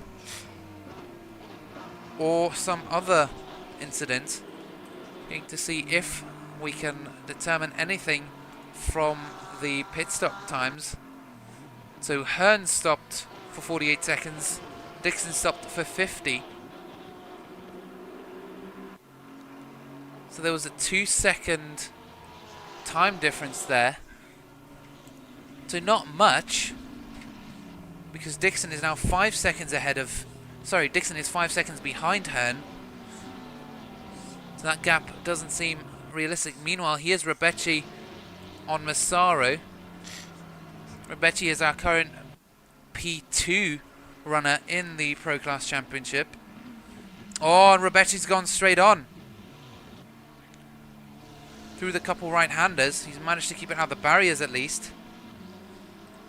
But even Rebecci is feeling the pressure, and he's pulling a one of those advertising boards along.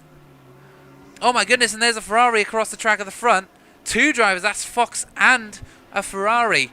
And oh my goodness, I cannot believe it's again Fox involved in some sort of incident.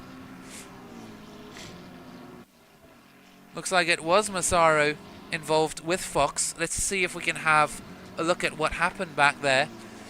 This is 87 and 80. Let's have a quick look at what happened.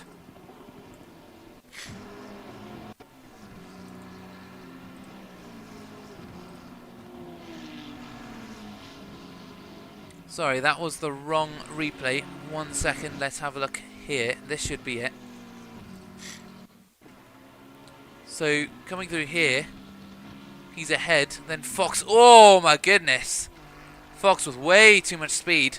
Comes absolutely flying down the inside, but looks like we have some issues between Divitini and one of the AM drivers. 471 and 52. Seems like one of the back markers. And the Omega Motorsport class, the Omega Motorsport Italia cars, sorry, seem to be taking a beating this race. They just can't keep out of trouble. Let's have a look.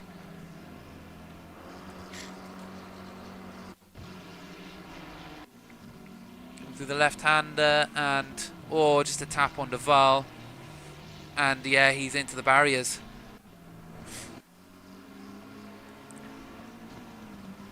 And there's just so much happening, I can barely keep pace. So currently then, our top 3 drivers for the classes, Hearn, Dixon and Priatko in the Pro class, Rankin, Pfeiffer and Hosko in the AM class, and then Wraith, Eck and Divitini in the Pro-Am class. Looks like Divitini's dropped a position. Eck and Divitini, 81 and 471. So that's likely. We saw some contact listed between 471 and 81. What happened there? So this is Divitini and another driver. Let's see whether we can check out what happened there. This is likely why he dropped. Oh, it's him and Eck having a huge fight for that last podium position. And then there's more contact listed between the two a couple seconds later.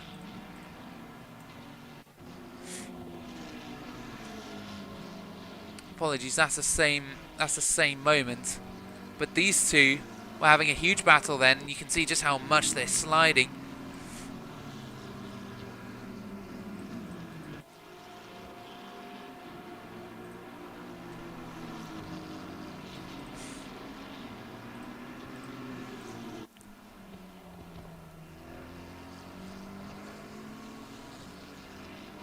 Divitini got involved in a couple incidents, and as a result, Wraith managed to slip by.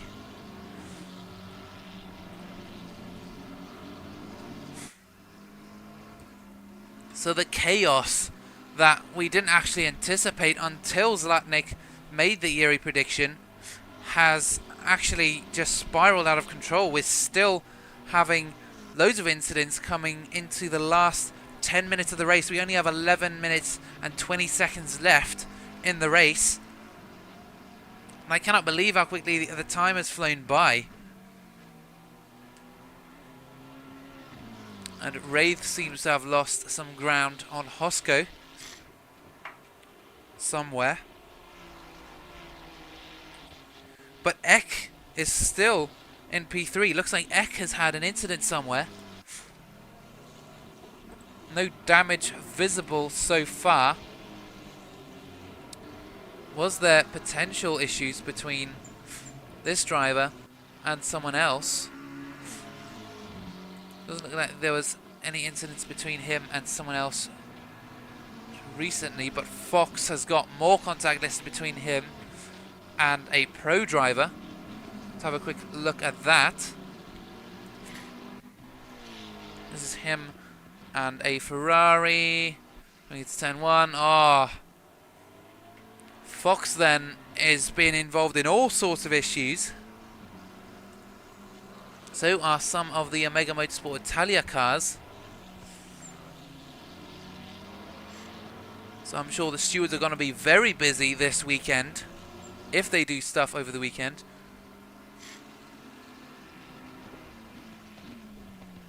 So Fox has been dropping pretty much all race, and he has dropped 2 positions from where he started. He started P21 overall.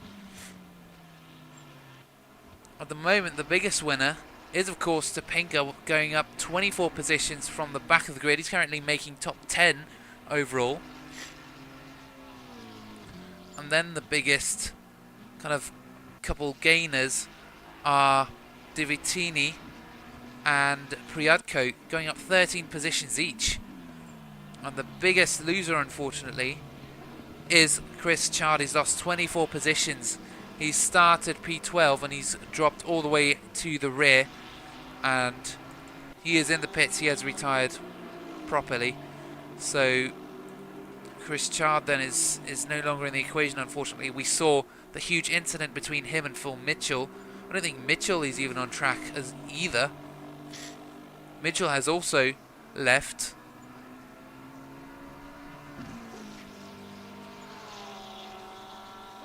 This is going to be the tightest bit of action now. Eck and Rucroft, a Pro-Am and an AM driver.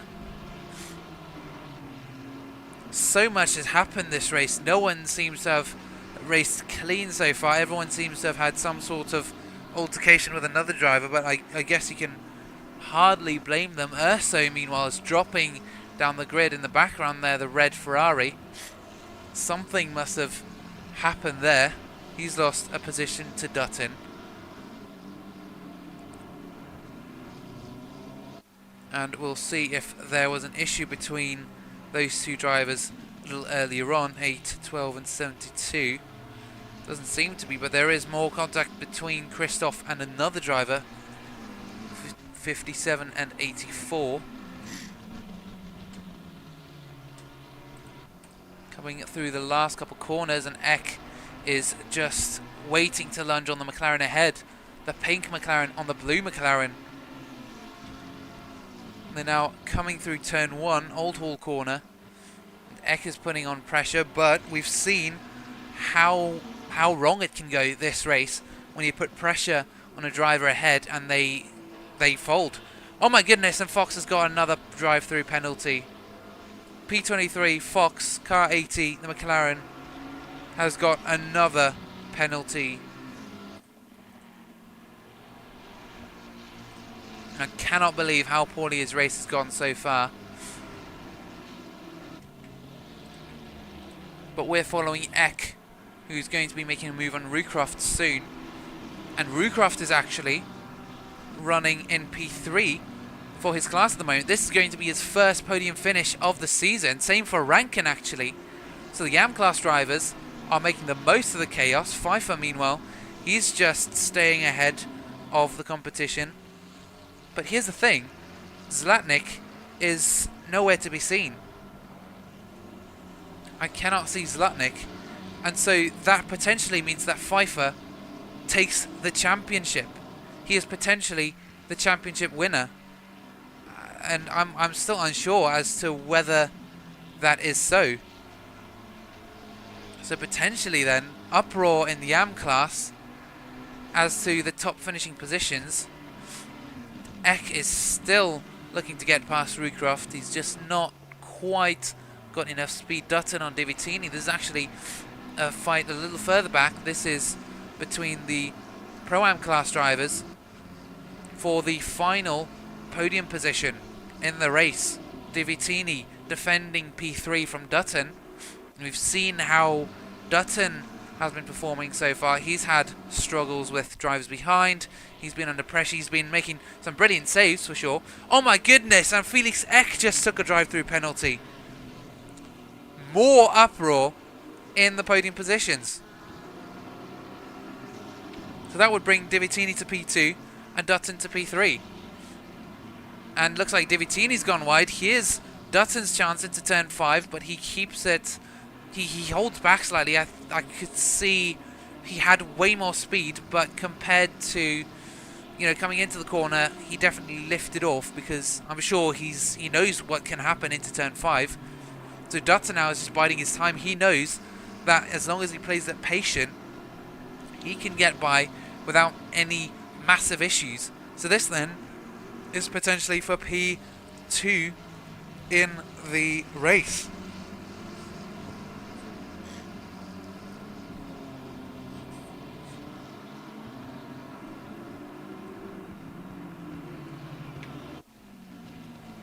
But right at the top, this is Hernan Dixon now. A fight for P1. A fight for the race lead. 5 minutes left in the race. I cannot believe how quickly time has gone by. It looks like the Aston Martin does have more pace than the Porsche because we saw the gap initially was about 5 seconds between these two.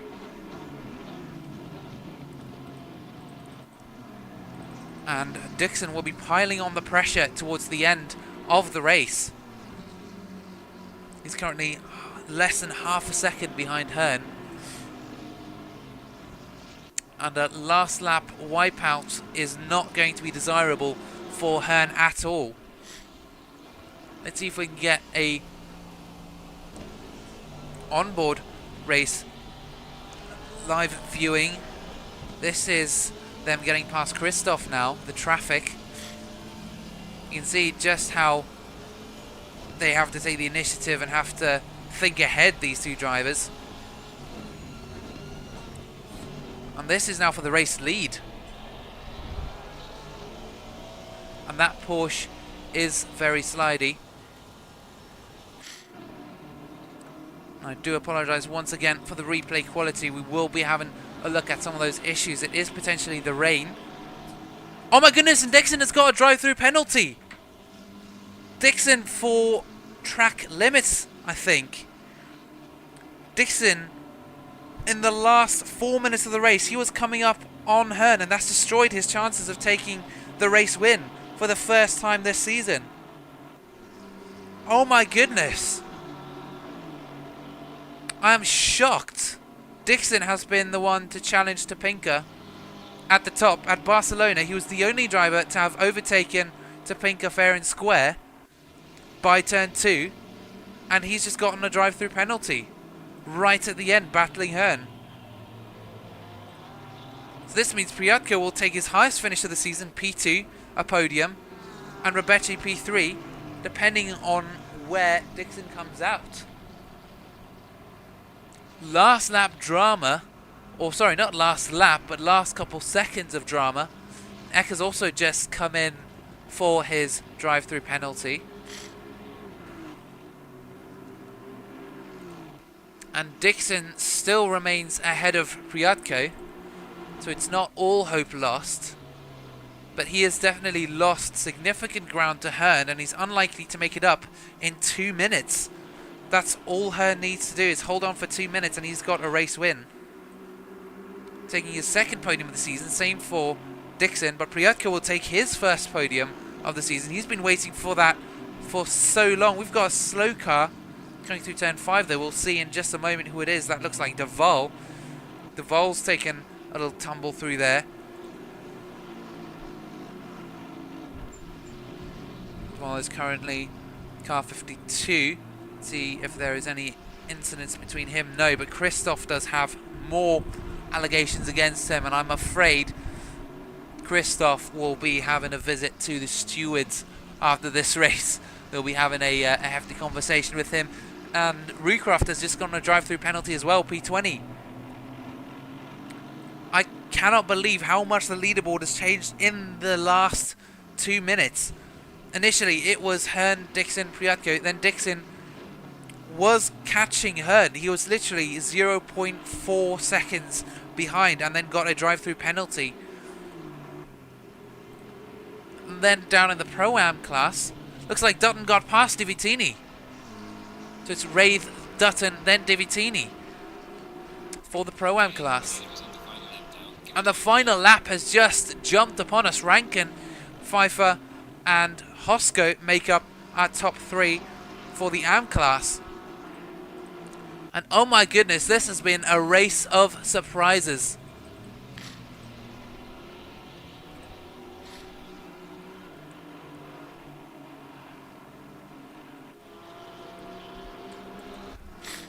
Here's Hearn and Hosko, our 2 podium drivers. The action has just been absolutely it's been intense all through the race. Even with the rain that seems to try and make things a bit lighter, but I cannot believe it. There's been a huge upset. But you can actually see how far Dixon is behind her now. He's only 2.7 seconds. He's within 3 seconds of Hearn. So Hearn looks like he's either struggling or he's just taking a very calm last lap to try and, you know, survive it. If he can just make it around the last couple corners, then he takes his first race win of the season. Second podium for Dixon as well. First podium for Priatko. Oh, and there's a McLaren, there's a red car, a Ferrari off into the barriers on Druid's corner.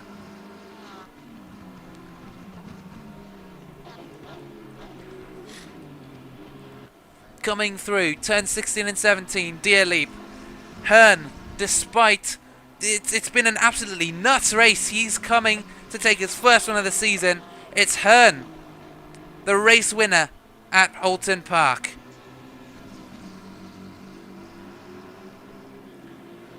And this has been an absolutely incredible race. I'm gobsmacked. I'm speechless. I've no idea what to say or think. Rankin taking his first podium race win of the season. De Vittini also his first podium of the season. Hosco his first podium of the season. So some familiar names on the top, but also some new names. I'm speechless. I cannot believe what happened this race. I'm genuinely, I can't think. So much has happened.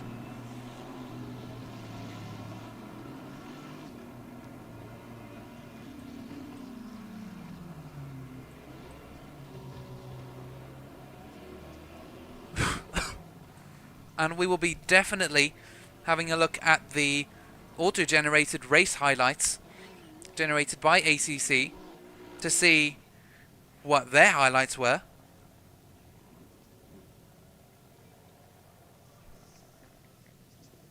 So congratulations to our class winners then of the race. Hearn, then Wraith and Rankin for Pro, Pro-Am and Am respectively. Congratulations.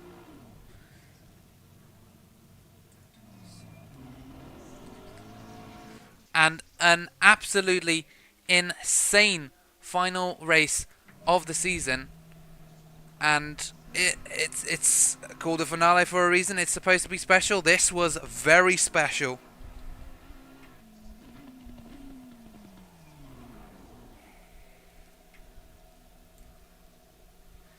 And we will be having a look at the replay, the highlights generated by ACC in just a moment.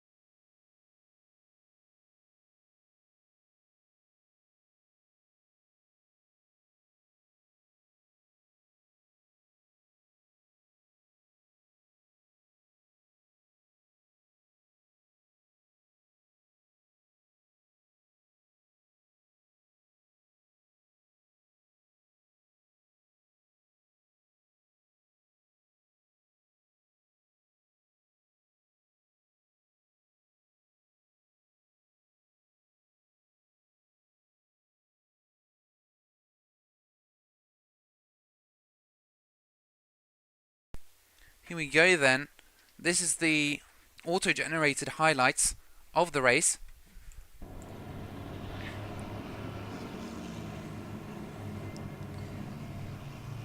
So at the moment, it looks like we are following Bobbins. Currently P24. This is the race start. Look at all that spray. Coming to turn 1. Oh my goodness, that's Jackson going around. There's Fox in the background. Bobbins getting caught up in all of that. Oh my goodness, the race start itself was chaotic. And actually, looking back, you can see Rubecci up in P5. He's already got his drive-through penalty. He barely got through turn 1, and he already had a drive-through penalty. So I imagine that must have been something to do with the race start. And suddenly, Bobbins is up into P11. Seems like... No, sorry, Bobbins' position is just going all over the place as the as the software tries to compute what just happened itself. And Bobbins in P34 actually. Oh, there's Rodriguez and an Aston Martin there. This is now Adam Dutton and Massaro. Massaro in the Ferrari, Dutton in the BMW, coming into turn 1. Oh, and a little tap there from the Ferrari was all that was necessary. But Dutton, actually, he's been demonstrating some pretty good car control throughout this race. He's been fighting all that oversteer he's had. You can see even just there, just the little corrections. This is now, oh, this is the move that we were looking for. Daniel, Hearn and Dixon. This is right at the start. Oh, looks like they had, looks like Dixon was behind on that 3. And a beautiful clean overtake into the chicane. Hearn was not fighting that at all. And hopefully we'll be able to have a look at the other overtake, vice versa, Hearn on Dixon at some point. Christoph and John Mallet now coming through turn 15, Druid's corner. Mallet in the Porsche head. Oh, and Mallet onto the grass, and you can see how busted his front end is. So Mallet then had an incident early on that damaged his car significantly. And he just peels off into the pits there. So likely a same lap incident. This is Woodcote and Jim Fox coming through once again Druid's corner, and looks like, yeah, the Aston Martin's gone wide and Fox takes advantage.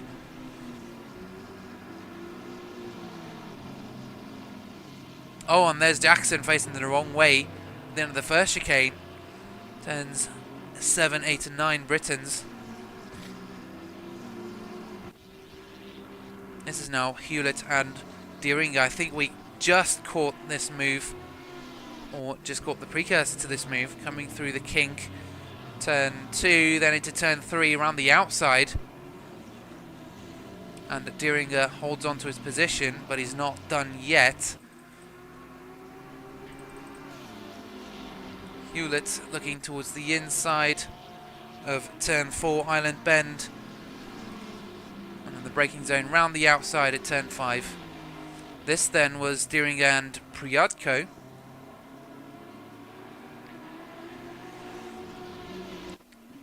Priadko was on a move around the outside through the kink. Trying to get the cut back. And they're almost side by side coming through the left-hand Island Bend into turn 5. And there it is. Oh, and that's what happened to Deeringa, and he took out Maris just behind, I think. That was one of the unfortunate incidents. This is Urso and Tipinka now. I think we saw this move. Yes, we saw this move earlier, potentially. No, we saw it on someone else. But a beautiful dive from Tipinka, fairly clean.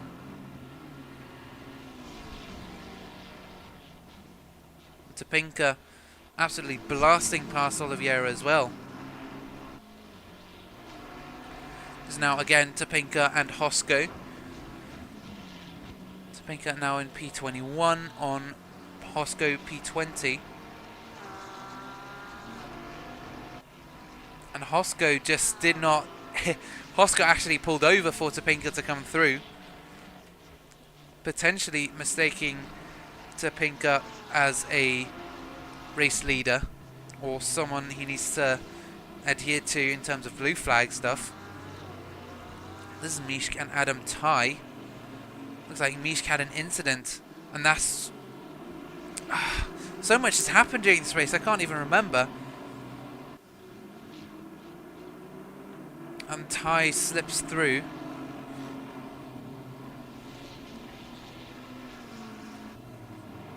The rain just upset this race so much. I genuinely can't compute what just happened in the last hour. It is... I'm speechless, really. This is Guidolin and Tipinka. Guidolin is separated from Topinka by Urso. Let's see how much spray they have through there. Oh, there's a tap from Fox. And that, of course, meant that Urso could just sneak in. Oh, they were going 3 wide potentially. No, not 3 wide, but Urso was having a look.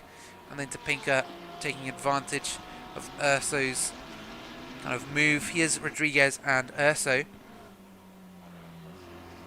93 and 72.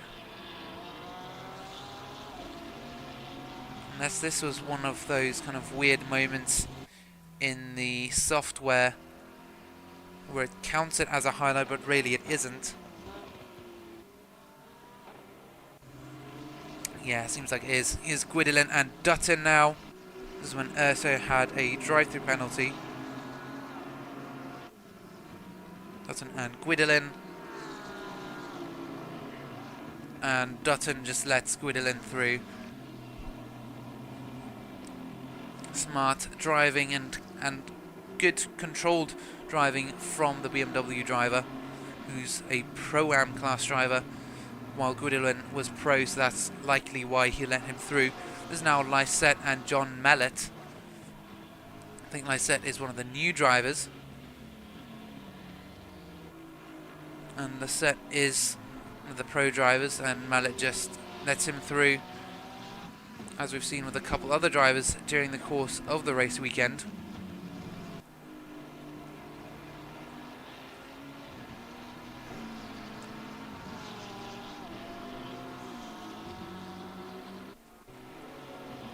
Here's Urso and Topinka.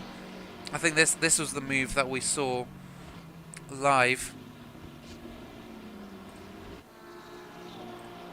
Yeah, there it is, Topinka coming alongside by the time they get to the exit of the first chicane, and he's ahead by the time they hit the second. Oh, and you can see there, yeah, it was Urso did mistakenly take that first exit, and he lets Priad go through. This is Felix Eck on Tony Recroft now. This was the stuff we were looking at during the race. Recroft goes wide, spins out, fortunately keeps it out of anyone. The Aston Martin has to take evasive action though, as a result, and we all caught that live.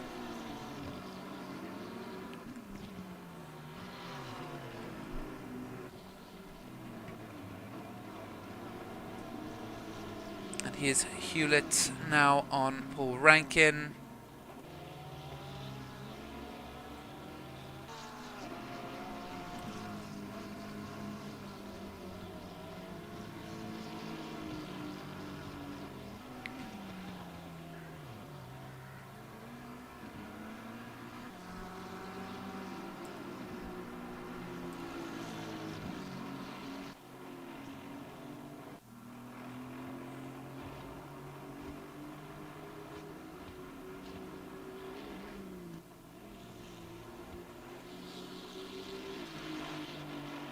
Pfeiffer and Rave. It's a little 2 Ferraris with a bit of damage on the front of their car.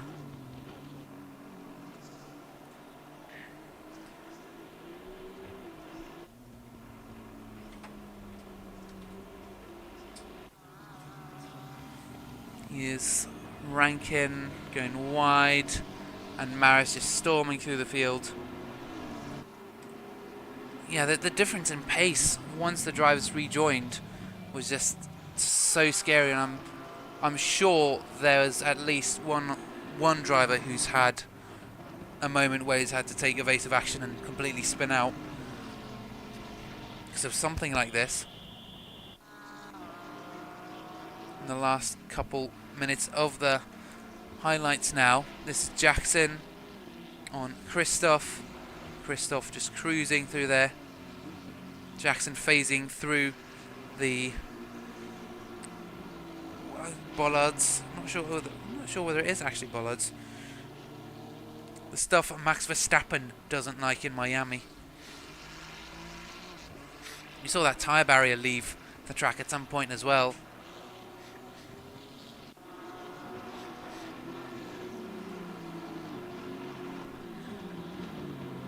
Here's Rankin on Guidolin, or vice versa. And again, yeah, some of these drives you don't actually catch that much because it happens so quickly. Some of the lower class drivers just letting the upper class up. It sounds so fancy. The lower class people allow the upper class people their space, which is good, you know, on a blue flag. And also during the race, it's also a fairly safe play. Here's Eck on Urso now. There's a moment when they don't do that, and when they actually decide to have a fight, and that was Urso's cause of the drive-through penalty.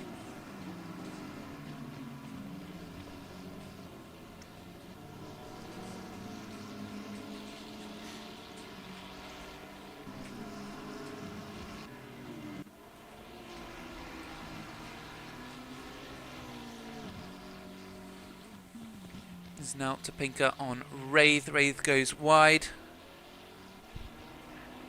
And then it's just a simple overtake for Topinka.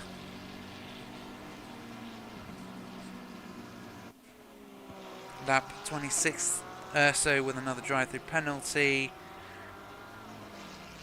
To be honest, I think it's almost useless for me to try and coordinate, or, I don't know, again, my brain's just like completely frazzled with what's happened. Christoph and Duval now. Yeah, and Christoph just going wide.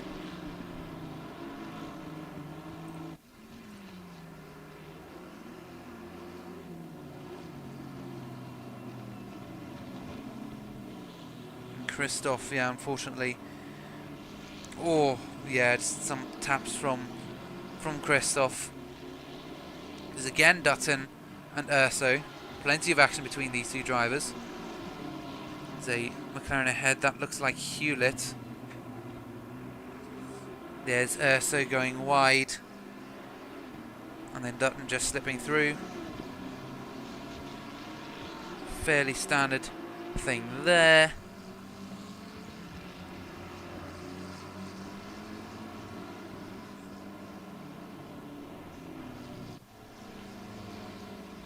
Here's Felix Eck on Tony Rucroft.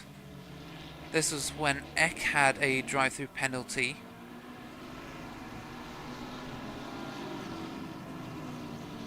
And there it is, just on the inside into the chicane.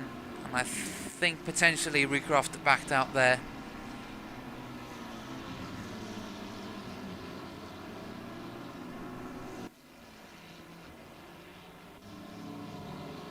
Overtake between Dutton and Rucroft. This is likely going to be another kind of spin out moment.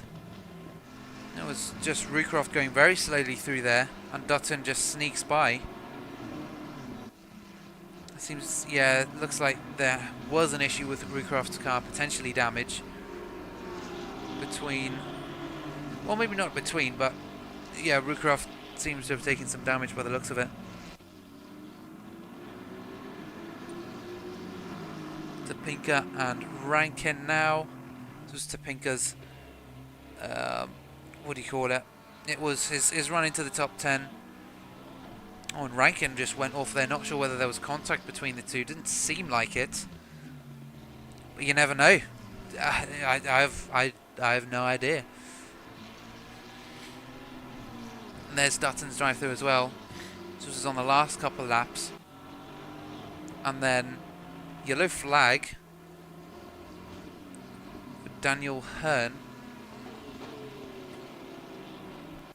Oh yes, so that's why Dixon's 14-second gap went down to 3 seconds at the end.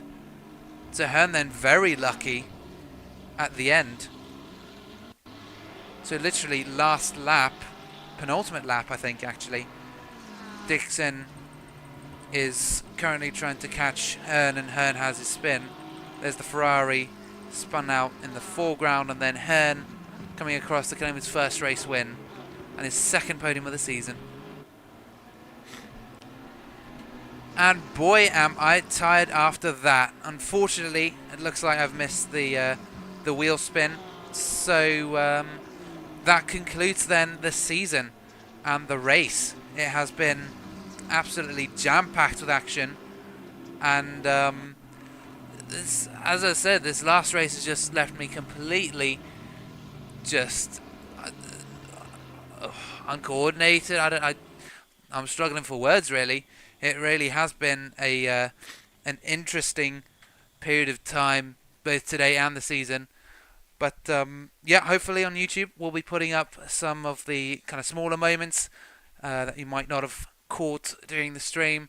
Sure, we'll be doing like an overall season highlights video as well at some point. But definitely stay tuned for that. So then, we'll bid you farewell for the last time in the HSR Motorsport GT3 Season 2 Championship.